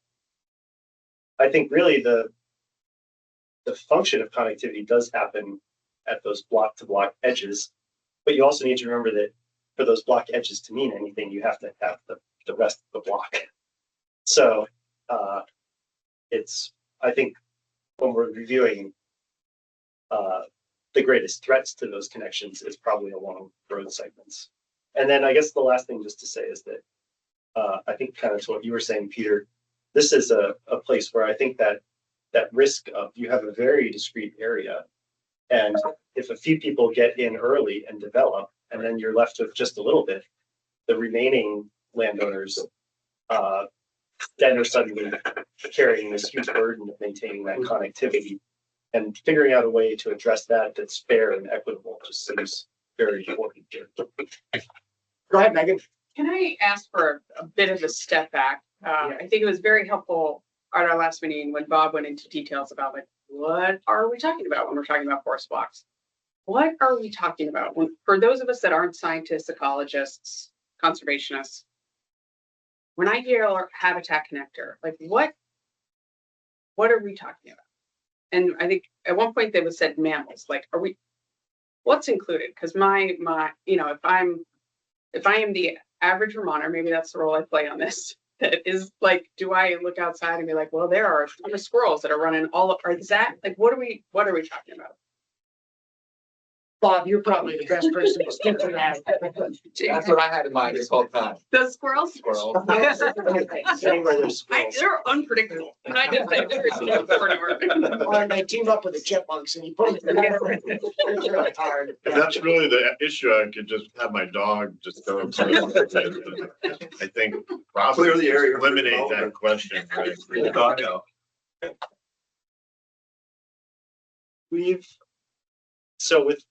With Vermont Conservation Design, we've prioritized these sets of blocks that form this continuous stepping stone network across the state. And it's really to do a couple of things. It is to allow individual animals that are wide ranging, like bear or moose, to be able to move across the landscape, which is important for their immediate life needs. It's also important just for long-term genetics for maintaining populations. And even a few individuals moving a long distance does huge amounts of increasing the genetic diversity and ability of those populations to sustain themselves over time. And there's like real evidence of that. We had the lynx that was wandering all over Vermont down into, from like Shrewsbury up into the Northeast Kingdom. It's also about maintaining the ability of both plants and animals to shift where they exist over time, over generational change. And so we talk about climate change. We know species will move across the landscape. And so how do we maintain the ability of something like oaks, which are right now limited to like our warm southern locations, to move up and fill gaps if other species can't persist over time? And so we want this, I call it ecological connectivity, to sort of encompass both of those, the immediate animals walking back and forth, and also that long-term shift of species ranges. But we've tried to narrow that down with Vermont Conservation Design to really focus on the most critical places. So it's not every place that a squirrel might go, even not every place that a lynx or a bear or a moose might go, but what really provides the sort of most important connections between the Adirondacks across Vermont to the Green Mountains up into Maine and beyond, and from the Berkshires up into Quebec, and then some connectivity into the different biophysical regions of Vermont, so that we're not just connecting the mountains to the mountains, that we maintain other ecoregions connected, or we maintain a diversity of regions connected together. That what you're asking, Megan? I think so. And just in terms of connectivity, like what disrupts connectivity? Like does the mountain bike trail disrupt connectivity? Or is it a 2-lane highway that disrupts connectivity? Is it anything? Like what are the standards there? So as the ecologist answer is that it's like all degrees. And so a mountain bike trail might interfere with connectivity for a salamander or some kind of ground beetle. But of course, it's not going to stop a moose or a bear. We'll charge right through that stuff. So I think we're really thinking about where we create like very discrete breaks in natural conditions, natural cover. And that's development, roads.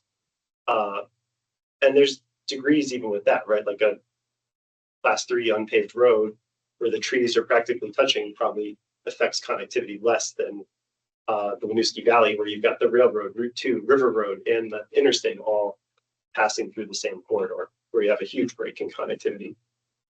Not sure where I was going with that full thought, but it's a matter of degree, and I think you would consider that degree of the existing conditions in looking at what is affecting connectivity going forward. I think I said that very well. Ask one more question, kind of continuing to get granular, like parcel level, as it relates to some of the maps we've looked at. Forest cover, we talked a lot about forest cover and development. There's also open land in Vermont, agricultural land. I think the last set of maps we looked at had open land backed out of it.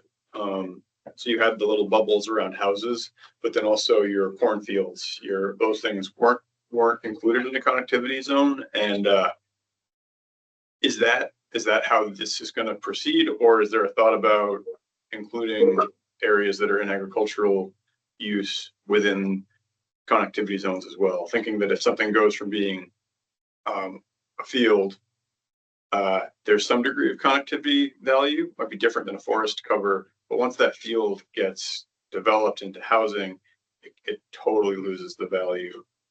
And so what level of cover are we considering within the zones too? Or do we have an answer? I don't know. That's part of what we would figure out here, I think, right? Is like, do we limit ourselves to forest blocks or not? I think there's, yeah, I mean, there's places where there's openings that may not really have a huge impact on a lot of the connectivity functions. There's other places where they clearly would. And then I'm seeing the comment about trails. I wasn't trying to suggest that I was saying that trails should be considered fragmenting features or unduly adverse, just that the issue of what affects connectivity is so multi-scaled. So when there were some discussions when the legislation was being worked on, and I think, folks from the recreation community, were definitely asking a number of questions. And so as I recall, I think the statute says that for purposes of this criterion, that non-motorized recreational trails will not be considered fragmenting features. And it really was about trying to get at, not to say that there can't be, some impact, but it was really to get at more of for the permanent conversion, more permanent sort of fragmenting types of development. And I do wonder, like maybe it's another question for you. As you think about both forest blocks and the connectivity areas, I mean, is it really for both sort of just the principle of trying to reduce fragmentation? And I know there's more to it, and there's other scenarios that will come up that maybe need to be considered, but is that kind of the overarching goal, more or less? Yes, I think if I'm understanding what you're saying. So broadly, the same sort of strategies we're talking about to maintain interior forest conditions are the steps you would want to take to maintain the connectivity zones. The only difference being that you can't just say being 100 feet from the edge, or, for example, is not a problem, because it's about the edge. It's about maintaining edge. Clustering and all those other strategies still seem like what we could be doing in these places. I was just wondering, for simplicity's sake, if, instead of having to have them almost be separate as far as like there's different design standards, whether there'll be applicable set of standards that works for both, and then there maybe need to be, some finer considerations. It just may work better for the applicant and maybe even for the rulemaking if there's some overlap for both. Go ahead, Chris. And this doesn't get to your rulemaking, but I'll just, in my perfect world, and Alex, you may be aware of this, bear with me for a second. So in Nashville, one of the things they did was they did master plans for different neighborhoods to try to maintain, achieve the overall city's development goals. And so one of the things that you would do is, if you were a developer, when you express interest in developing a parcel, staff would actually work with the developer to talk about, this is how you could best achieve these goals through your development proposal, and help inform like the master plan for that development or the site plan or whatever. And in my perfect world, ideally we would have just like we have river engineers who go out and meet with property owners and say, hey, these are the risks up to your property. As you think about development on your property, these are the areas that would be best, this is where you really want to maintain your vegetation. You want to give the river, stream, whatever, room to move over here. So think about really focusing, your attention over here. And these are things that you can do to mitigate or prevent or adapt or become more resilient on this parcel. In my perfect world, part of the solution to all this would be having biologists or somebody else, forest or others, come in and be available to property owners of all scales to kind of say, hey, to achieve the goals of 8C, to achieve the goals of Tier 3 or whatever, let's look at your land, and here's how you might best develop in a way to kind of avoid, minimize, and potentially mitigate any, the development while still achieving your development goals. As opposed to just and I understand why we do it, because it costs money. We're talking personnel or other things, but as opposed to the approach of it's on the person filing the permit, or if it's a rebuttable presumption, or on the person making a claim that nope, you're going to impact something that's not mapped. And I know that's not the purview of this group, but I do think it would help get to the overall statutory goals and other things.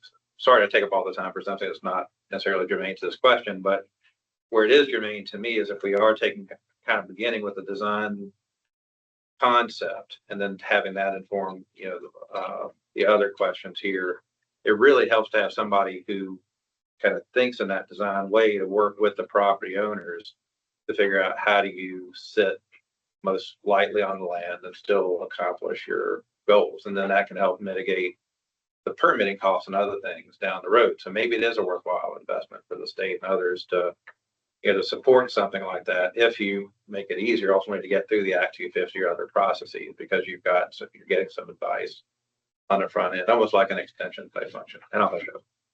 Yeah, well, we do have frontline people who work with applicants to help them, and those are called district coordinators. And I just didn't know what the burden Well, was. I mean, they're right there having to advise on everything, right? So I just didn't know if that. But yeah, that'd be great. Well, there could be written guidance to supplement the rule as well. Yep. Like there may be content that doesn't make sense to put directly into a rule, but that's helpful to just disseminate, make available, go over with prospective applicants and interested parties. Billy, go ahead. Yeah, as John Groveman alluded to earlier, this is the traditional role that Agency of Natural Resources staff has played in Act 250, advising landowners on how to be successful in their project design to meet the applicable natural resource criteria. We spend a tremendous amount of staff time conducting site visits, reviewing plans, meeting with landowners before they even file Act 250 applications to provide that technical assistance. There's going to have to be some of that here, since this is an even more novel concept than, the existing criteria, and in part why we as an agency advocated for the burden of 8C to not be on the applicants, but on other parties, so that the onus would actually be more on the state to make these arguments. We weren't successful there. But we can't do it for everyone at that level of detail Chris is talking about. So I think that's why the rule contemplates these design guidances, that hopefully that can get people 50, 60, 70% there with how they're designing their projects. And then, we can backfill some of that technical assistance. And folks like Dory Barton and others who work as professional consultants provide those services as well for larger, more complex developments. Yeah, thank you. That was exactly the point I was trying to make. That somehow spurred a spirited discussion, which I really wasn't trying to do. And I would just add to the point that Billy made earlier when I made this comment. I think it's great that we're having rulemaking and guidance. For years we've talked about having that for the other criteria, and we could, right? And I know the LURB is aware of that. That's one of the reasons. So I think it's great. I do think it's different, because I think the legislature said, okay, we're gonna create this new criteria. So out of the gate, we're gonna make sure that we have good guidance and rules, and we'll end up having more certainty, I think, around this than the other criteria that we have precedent, right? You can read the cases, but we don't have that guidance, but we could, and I think we will with the LURB. So I think it's all, does that make sense? That's all I was really trying to point out, as let's get as much certainty as possible. But the agency does a really great job, and so do the coordinators. That, like Alex is saying, this is their job, whatever their criteria, to help people understand what they need to do to address the criteria in the application. Brad Warren. Can we just take a step back and just go back to the maps a little bit and just try and, because I want to make sure I'm not getting confused, which is entirely possible here. A lot of us are on the tier 3, so we've been talking about habitat connectors along roads where it's forested. Now we're talking about connectivity blocks, which can be along a road or something like that. But I'm getting the sense from looking at the two different sets of maps, we're talking about two different animals. And some of the forest blocks can be also habitat connectors. I'm sorry, connecting blocks. See, can you just give us can you straighten, make sure we're all talking about the same thing? Because I'm looking at some fairly small forest blocks that are not near roads. They're not our tier 3 habitat connectors that we've identified, but they're identified as highest priority connectivity blocks. Am I mixing things up, or just straighten me out? Hopefully I'm the only one that's confused here a little bit. Maybe is it okay to share another map? Yeah, Yeah. yeah. That'd be good. Because the breakdown on the forest blocks highest priority was very helpful to just go through that. I don't feel like we've done that on the the connectivity blocks. So the data on the highest priority blocks, so what's in the sheet we have, or it's over here, that includes that includes the connectivity blocks.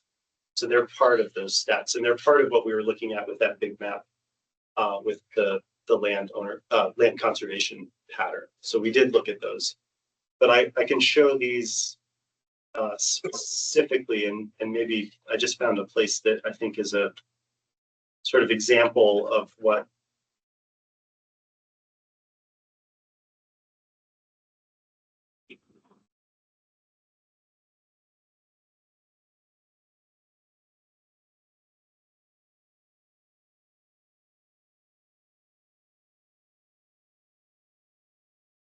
there we go. So this is just showing now the highest priority connectivity blocks. And so you see they're forming that connected pathway. You could trace a line through them. And so, for example, here, this is Mount Mansfield. This is that Shutesville Hill corridor that's gotten a lot of attention, where there's this small block between two very large blocks. This is Worcester's to Kingdom, which is another pathway highlighted by the Staying Connected initiative as being regionally important, where you get up into the Northeast Kingdom, and then that ties you into New Hampshire, Maine, and Quebec. If you start zooming in at a finer scale, we have blocks like this that are really playing that stepping stone role. And it's those edges, like this one here, that become really critical. So how do we maintain a connection from this block on the left to this one on the right, where you don't have wildlife trying to pass through sort of this large barrier of a lot of development? How do we keep the forest edge relatively connected there? And the idea with tier 3 was that the tier 3 jurisdiction would sort of follow a road segment like this, but the larger connectivity context is broader. But it's a really good question, because as I was trying to work on the definitions for tier 3, I'm realizing that habitat connectors are defined in statute. We're defining them differently in tier 3, and it feels like we're going to define them differently again for Criterion 8C.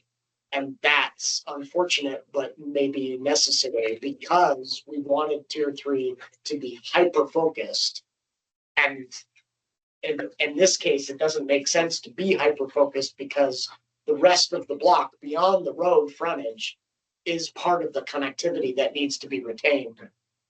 And part of why I asked and where I was going, Bob, and just let me know if I'm on the right road here, so to speak. In the tier 3 concept, because we're hyper focused there along those roadways, because those are areas where you would expect development, and that it's currently not regulated and would be sub jurisdictional to the road rule, right? So that's why we've looked at the very 800 feet, and those are areas from the agency's perspective where you would expect the most development along roads, and basically what you said before was that's also the area where you would have the least amount of flexibility. If you're talking about an interior forest block and a project there versus, somebody wants to come in and build 3 more houses along that road and prevent, connectivity between those blocks, that's a much harder nut to crack than project that's going to be on the edge of an interior forest. So, am I good so far? That when you get out to the connectivity block level, if we zoom way back out, does that still hold true? In other words, is the focus or is the concern in terms of where it's going to be most challenging to design projects or build things, be it along roads And when we zoom out to the larger connectivity sort of block map, right? That doesn't, how does that overlap with how you would describe sort of the interior forest function? In other words, is there going to be, if I'm in an interior forest block, it's not part of the connectivity map, is there one level of concern versus if I'm in a very larger, more intact block that gets identified as a connectivity block? I'm not sure if I'm being articulate enough, but they're not an exact overlap. Yeah. I'm trying to understand the difference and how the agency looks at or thinks about the connectivity blocks versus the highest priority forest blocks. That's probably what I'm trying to get to. Yeah, I think maybe what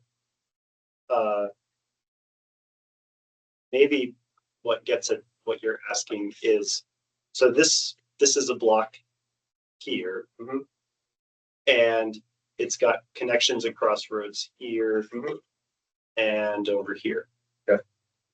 If you're proposing development down here, it's not fragmenting the interior of the block. It's not one of those critical edges. The ecological impact is probably relatively low because this block is really special because it ties those other things together.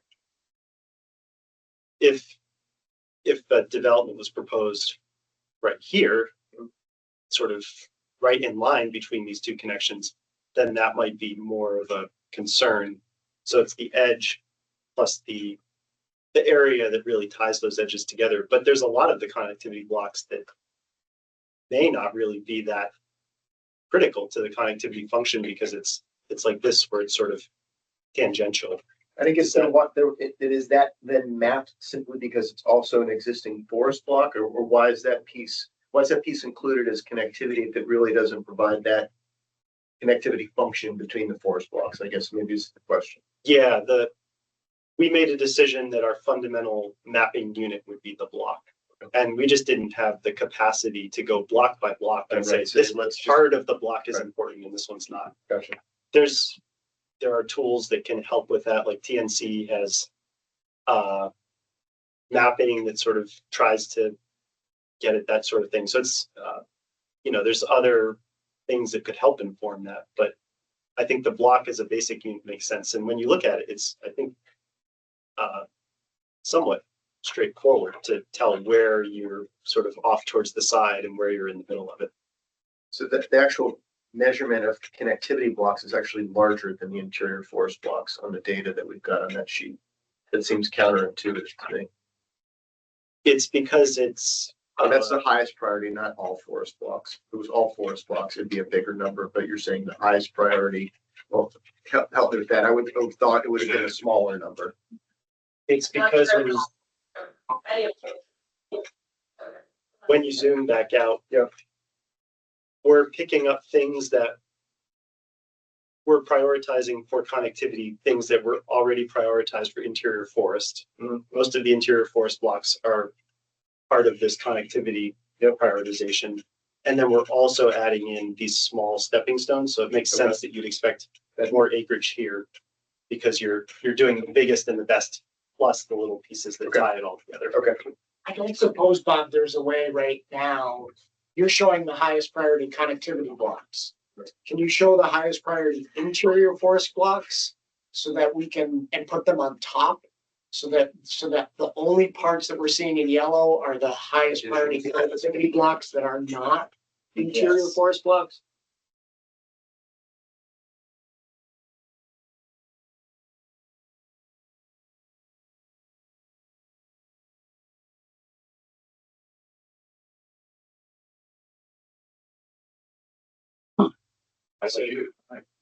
So there's the purple, are the ones that are interior forest. And then now we're just looking at what's in yellow or orange would be the stepping stone ones. Yeah, so when I think of habitat connectors, I think at the very fine scale, which is that key riparian stream that connects one block to another, and maybe that's very specific to a parcel. But then this is the landscape level version of the habitat connector in my mind. Like the purple are the places that want to be connected to, and the yellow are the connectors. Can you zoom out just to like more of a state? I'm just trying to get a.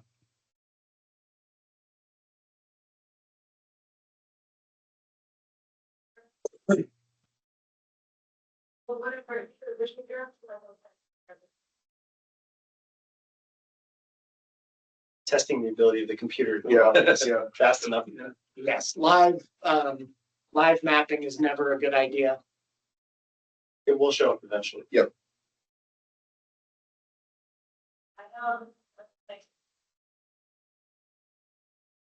There you go. That's actually really helpful to visualize this. Yeah, so in a very rudimentary way, I look at this and I think if we're gonna talk about forest blocks and habitat connectors differently, then the purple are the forest blocks, the yellow are the habitat connectors. Understanding that some of those purple areas are yellow underneath that purple, right? And so you've got to have connections through them. But yeah, just as in tier 3, for those of you that are on the tier 3 working group, just as in tier 3, we're trying to pick those road segments that connect important areas. These yellow areas are like the connectors at the statewide level. But I know I'm oversimplifying it, Bob, but that's sort of how I was thinking of it. Yeah, we want to keep the purple and the yellow all connected. And it's just that the yellow ones are ones where we're not so we're only concerned about the connectivity and not also trying to maintain interior forest at the same time. That's the better way to put it. So it's this subset where maybe a rule or guidance would talk about distinguishing what's most important within this yellow subset only. With the example you just gave, like, okay, you've got an area where there's clearly an extreme edge that's of less ecological significance than where the real pathway is through the middle. And it's sort of why I was asking when they're both, like the yellow that's underneath the purple, what's the lens that we're looking at it through in terms of impact, design, and so forth. So when I think of the connectivity, I think that it's inherently less flexible. And maybe that's coming back from the tier 3 discussion about roads and those sort of very critical spots. Thank you for doing that, Bob. I appreciate it. Annette, you have your hand up. Go ahead. Yeah, I'm wondering if it'd be possible to turn on the state and federal public lands layer, because I'm concerned people are worried that this is so much of the state, but I look at this map and I think, well, a lot of this is public lands. And so how much of the state are we actually talking about? I don't know if you have that capability or not, but it would be an interesting exercise. Well, and that's what Bob provided in the run up to the meeting, but not with this purple and yellow as the backdrop. But yes, it's a good chunk of it is 68%. I think was the number is conserved or in current use. Not that current use is public ownership, but no, I'm looking specifically at public ownership because a lot of this is already public lands.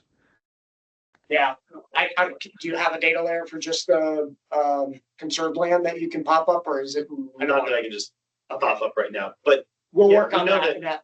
We know that the highest priority blocks overall are, I think, 36% conserved, and I think the majority of that is publicly owned land. I will just note, I mean, I think a lot of people in our region, at the regional planning commission level, we weren't surprised because we've been part of the whole Staying Connected initiative discussion. We had an initiative trying to figure out what to do with called the Southeast connectors. If you look at there's the spine of the Greens, then you go into Eastern Vermont. I mean, that's a critical habitat corridor. And I think a lot of people in our region were surprised how much shows up. But what it is it's all been parcelized over time. And hence the need to conserve those connectors. I think people assumed it would all be Northeast Kingdom and other areas. And just so earlier, I mean, I wasn't disparaging at all, like what, district commissions and what A&R does now to advise landowners. My bigger concern is more of capacity and the nature of those interactions, right? It's not necessarily like the regulator, like it's almost more of almost more of an extension function, advising people on what to do. And so we're in our region, we're trying to help form what's called a regional conservation partnership, bringing together all the different conservation groups and others to kind of have more of an intentional conversation about what to do here. And we've also critically, more of our towns are looking into what they can do here from their local zoning perspective. But now some of the local landowners are, I'm just bringing in like the everyday perspective. They are starting to freak out a little bit because they're just not sure exactly what all this is going to mean. And that's where I was thinking, like if we approach it from the design standpoint, it may just help it make more sense rather than species and size of parcel and other things. We actually tie it all together. And this is a total aside, but one thing I'll just share.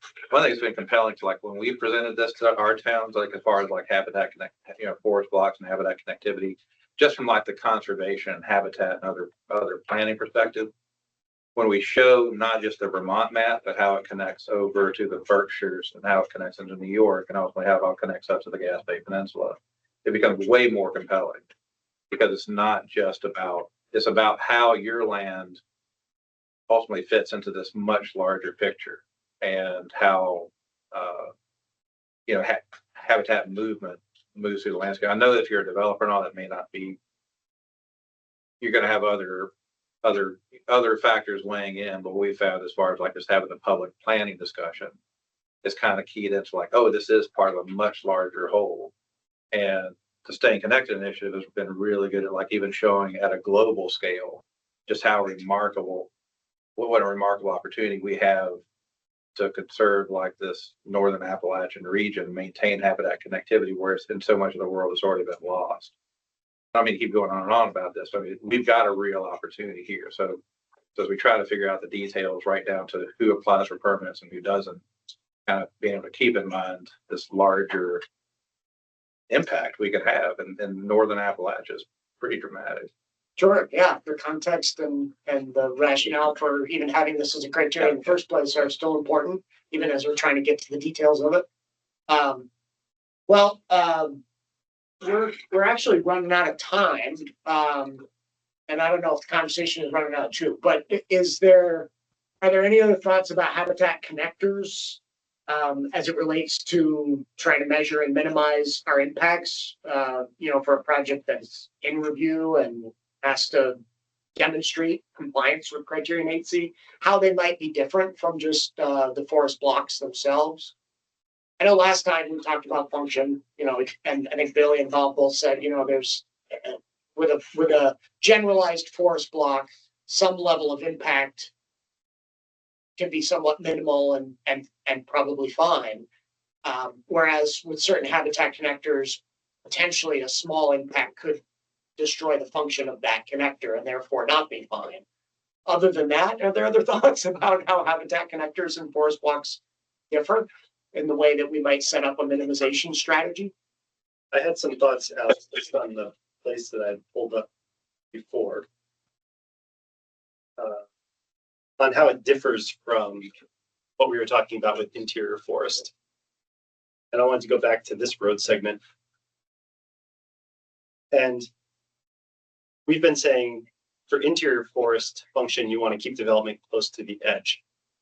And I think here, we're not looking at parcel boundaries, but here it might make more sense to have a road or driveway, for example, that goes up behind these houses and puts development here rather than keeping development down by the road.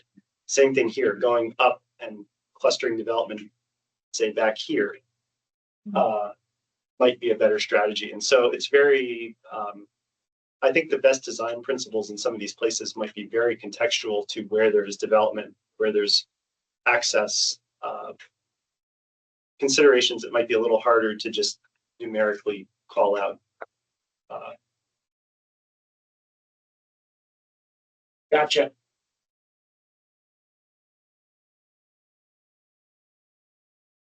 Yeah, and it does speak to the conversation we had earlier today about looking at the block as your unit of analysis under this criterion rather than just the parcel. Because you sort of have to understand that context to be able to distinguish what the best design is for a given area. Any other thoughts? Go ahead, Peter. Thanks. So, I mean, I guess, my thought is that the property owner who is just below that area, you're saying, well, he can't do something, but the guy that's up behind, could do something. And, we're going to really be directing and limiting, individual owners of, like if we could put parcel, lines on this, you start to see who's going to be impacted. And that's my concern is that, all of a sudden you're saying, hey, you can't do anything because you just happen to be in the wrong spot. And we're very concerned about that. Alex, does that get a little bit at the conversation around mitigation? Where it's not necessarily saying you can't do anything, it's that if you're gonna do it, then you have to mitigate it. And I think this is where on that end, it gets complicated again in terms of the mitigation isn't, I'm gonna go mitigate in Shutesville for development here. It's, I'm gonna mitigate here for development here. So what does that look like? I'm glad you brought that up because that's in my reading of the law, and I've been trying to get a handle on it. I've just misunderstanding it. I'm not seeing anything in the law that says you can't develop. Yeah, I in think fact, that's right. it basically says there's a pathway over to develop. Yeah. So I think mitigation, I think is, my brain goes to like the complexity is mitigation in these areas is where it's going to get tricky into how do you, I mean, I shouldn't say that design is important too, and that's complex, but mitigation is the other side of that coin. I agree. Well, where there are some of us that are also concerned is, okay, what is the cost of mitigation and who can afford that? And who are we now saying, yeah, development is fine as long as you have the wealth to do it. But if you are not a wealthy Vermonter and you would like to own land and develop, develop your piece of it, you're out of luck. Yeah, and so I get concerned hearing, well, that piece of the yellow isn't highest priority. Then I would like it to not be highest priority.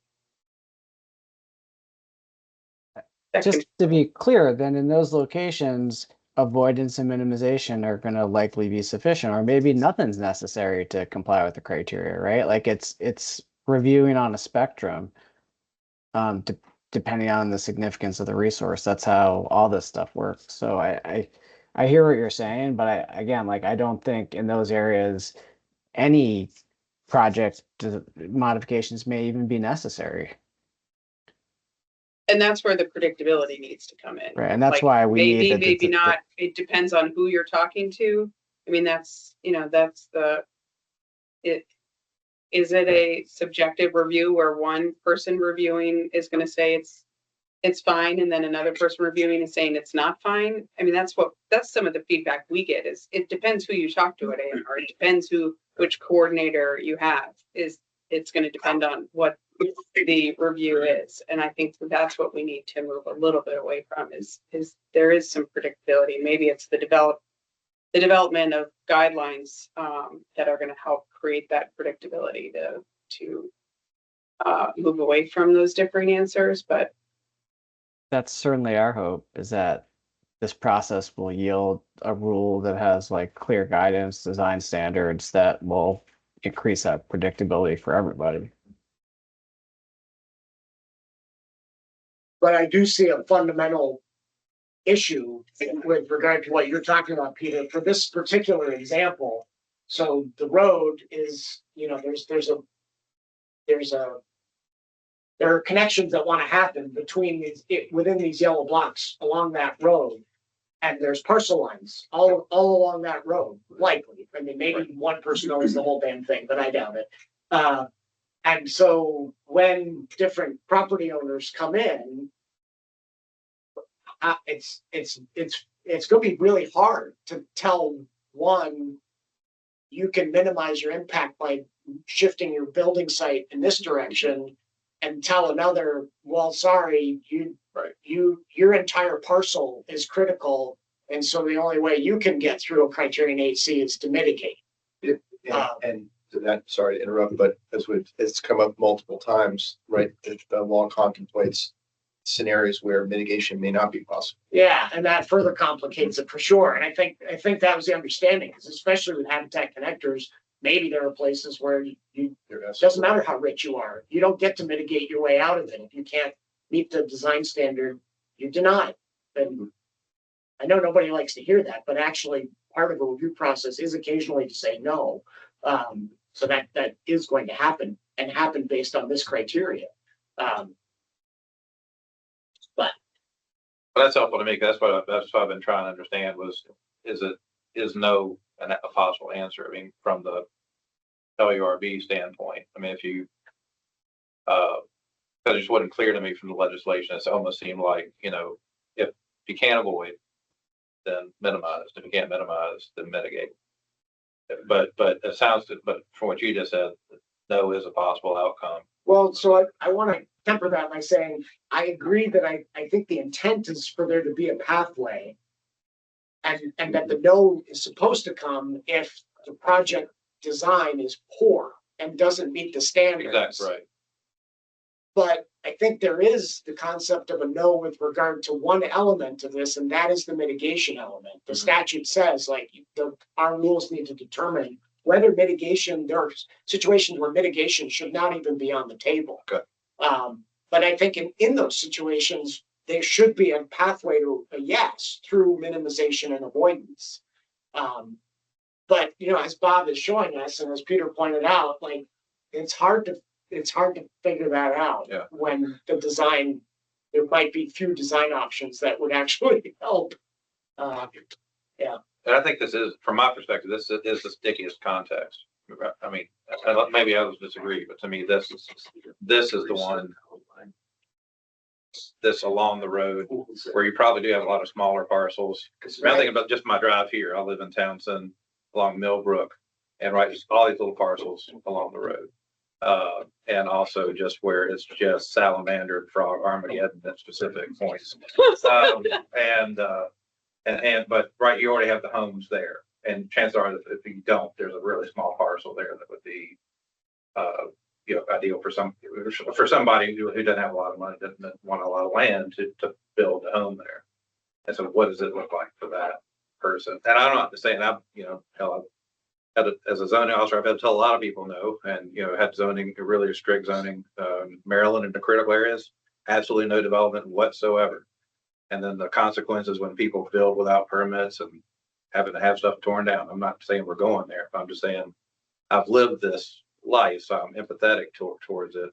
And this is what I'm trying to figure out, like, what does it look like at that parcel scale in that context? Because to me, if we can figure that out, the rest of it's relatively easy. But that's just maybe my simplistic view. I was trying to reduce it to something that's more manageable. But so Kirsten and I really wanted to today do a suggestion that Trey from VHCB suggested last time, which is to run some hypothetical examples, like an actual parcel with lines on it and mapping and all of that. And Kirsten took a stab at it. I don't know that we can really leverage it for this conversation yet. Probably not. But I think, I still want to do that. I think maybe that we need to do that next time, along with having these conservation subdivision illustrations sort of side by side. So, here's a parcel, here's what the textbooks say is conservation subdivision design. How do we apply it on this, these three examples? Yeah, Bob, can you show your image again for a second? Yep. So just some thoughts that are going through my mind. I absolutely hear you, Peter and Megan, what you're saying and the impact on individual landowners. The other side of the coin is, in the tier 1A and 1B areas, maybe there's other owners who are realizing benefits from the relaxed, jurisdiction.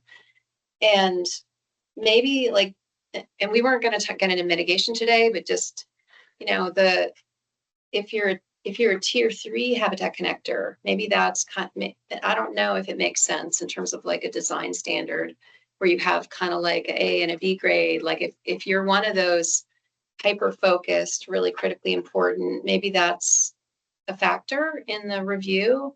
And if you're not in that, it's a different kind of review.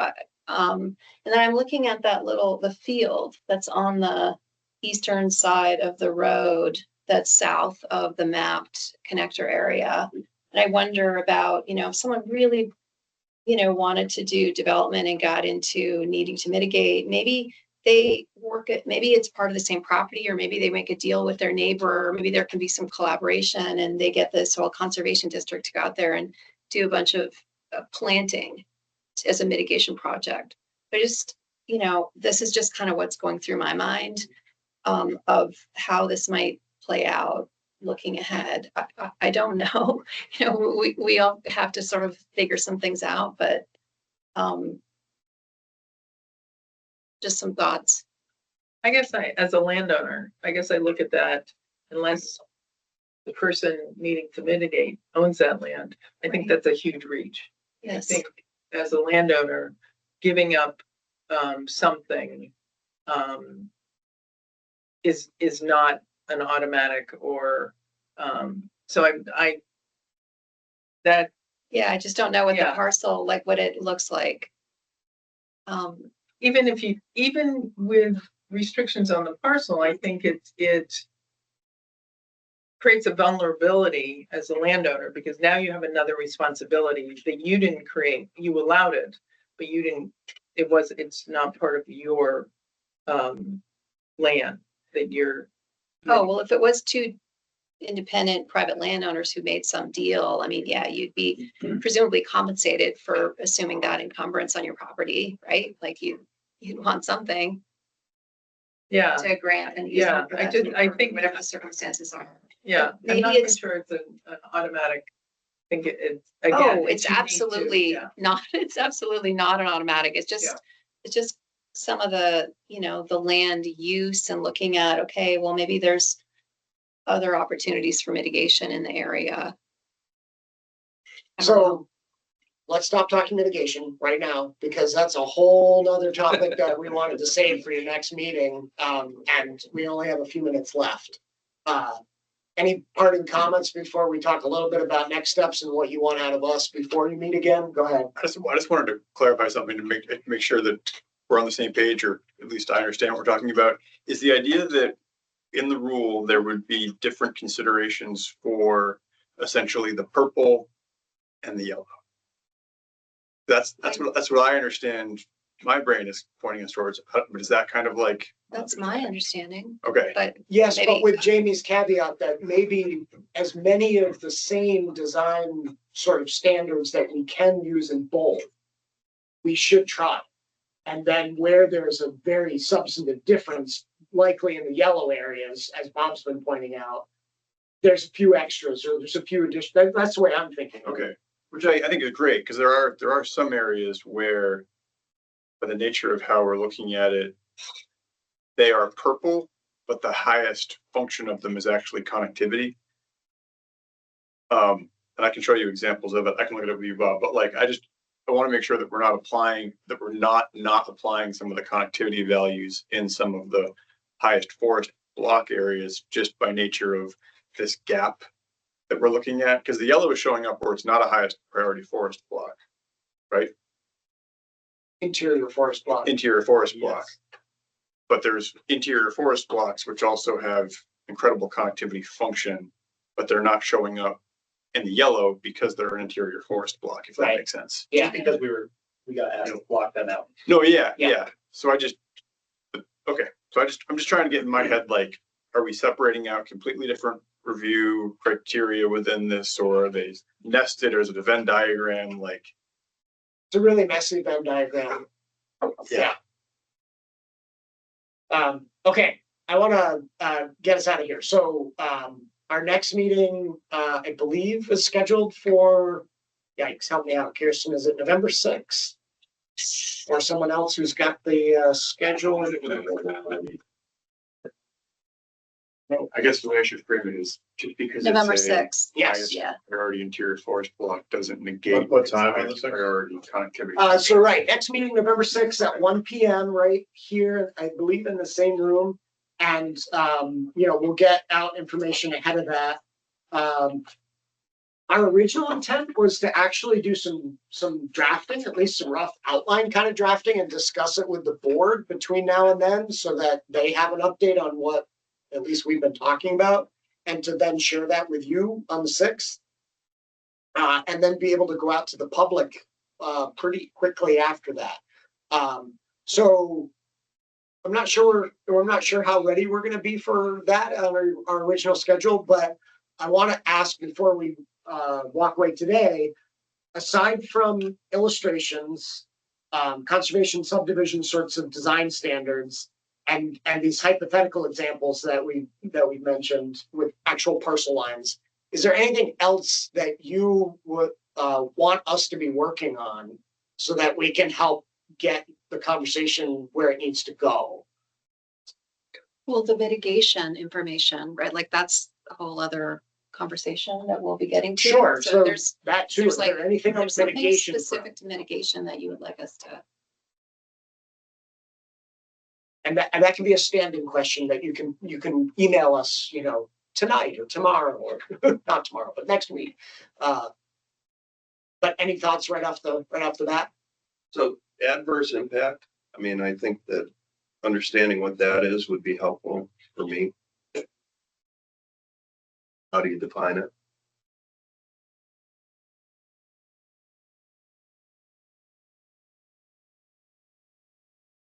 Any other wants and desires for next time? You got a hand on. Oh, Potentially, and it came up with 9C, how this relates to all the other criteria of Act 250, and is it possible that mitigation can look to some of those? Just thinking out of the box for everything that's been discussed today. How does what we're doing relate to what the district coordinator might be looking at across the whole panoply of criteria? And that might include mitigation, perhaps on some level. Dan, are you saying if there's mitigation that's invoked by virtue of some other criteria, looking at how that is relevant to 8C? Maybe, but I was actually thinking of it the other way. If there was mitigation potentially invoked on this, could we look to mitigation of wetlands? Could we look to mitigation on water supply or erosion control? Or other aspects of related to maybe local and regional planning, or educational services, what have you. Yeah, I was going to make the same suggestion if we could maybe just understand, how mitigation works for other criteria right now. Not saying we'll necessarily recommend to follow that, but it would be good to see how mitigation currently works under Act 250, and also I think. My understanding is, somebody here, correct me if I'm wrong, but I think the way it works for some of it is there's sort of mitigation bank for wetlands. It's not that each individual applicant needs to find a project, right? They're just putting into. Rate of check deducts unlimited. Going into a fund. Right. I think that's what we're anticipating, right? We're going to try and make it, if there's going to be mitigation, as efficient as possible process, but I guess we have to talk about what recommended process would be.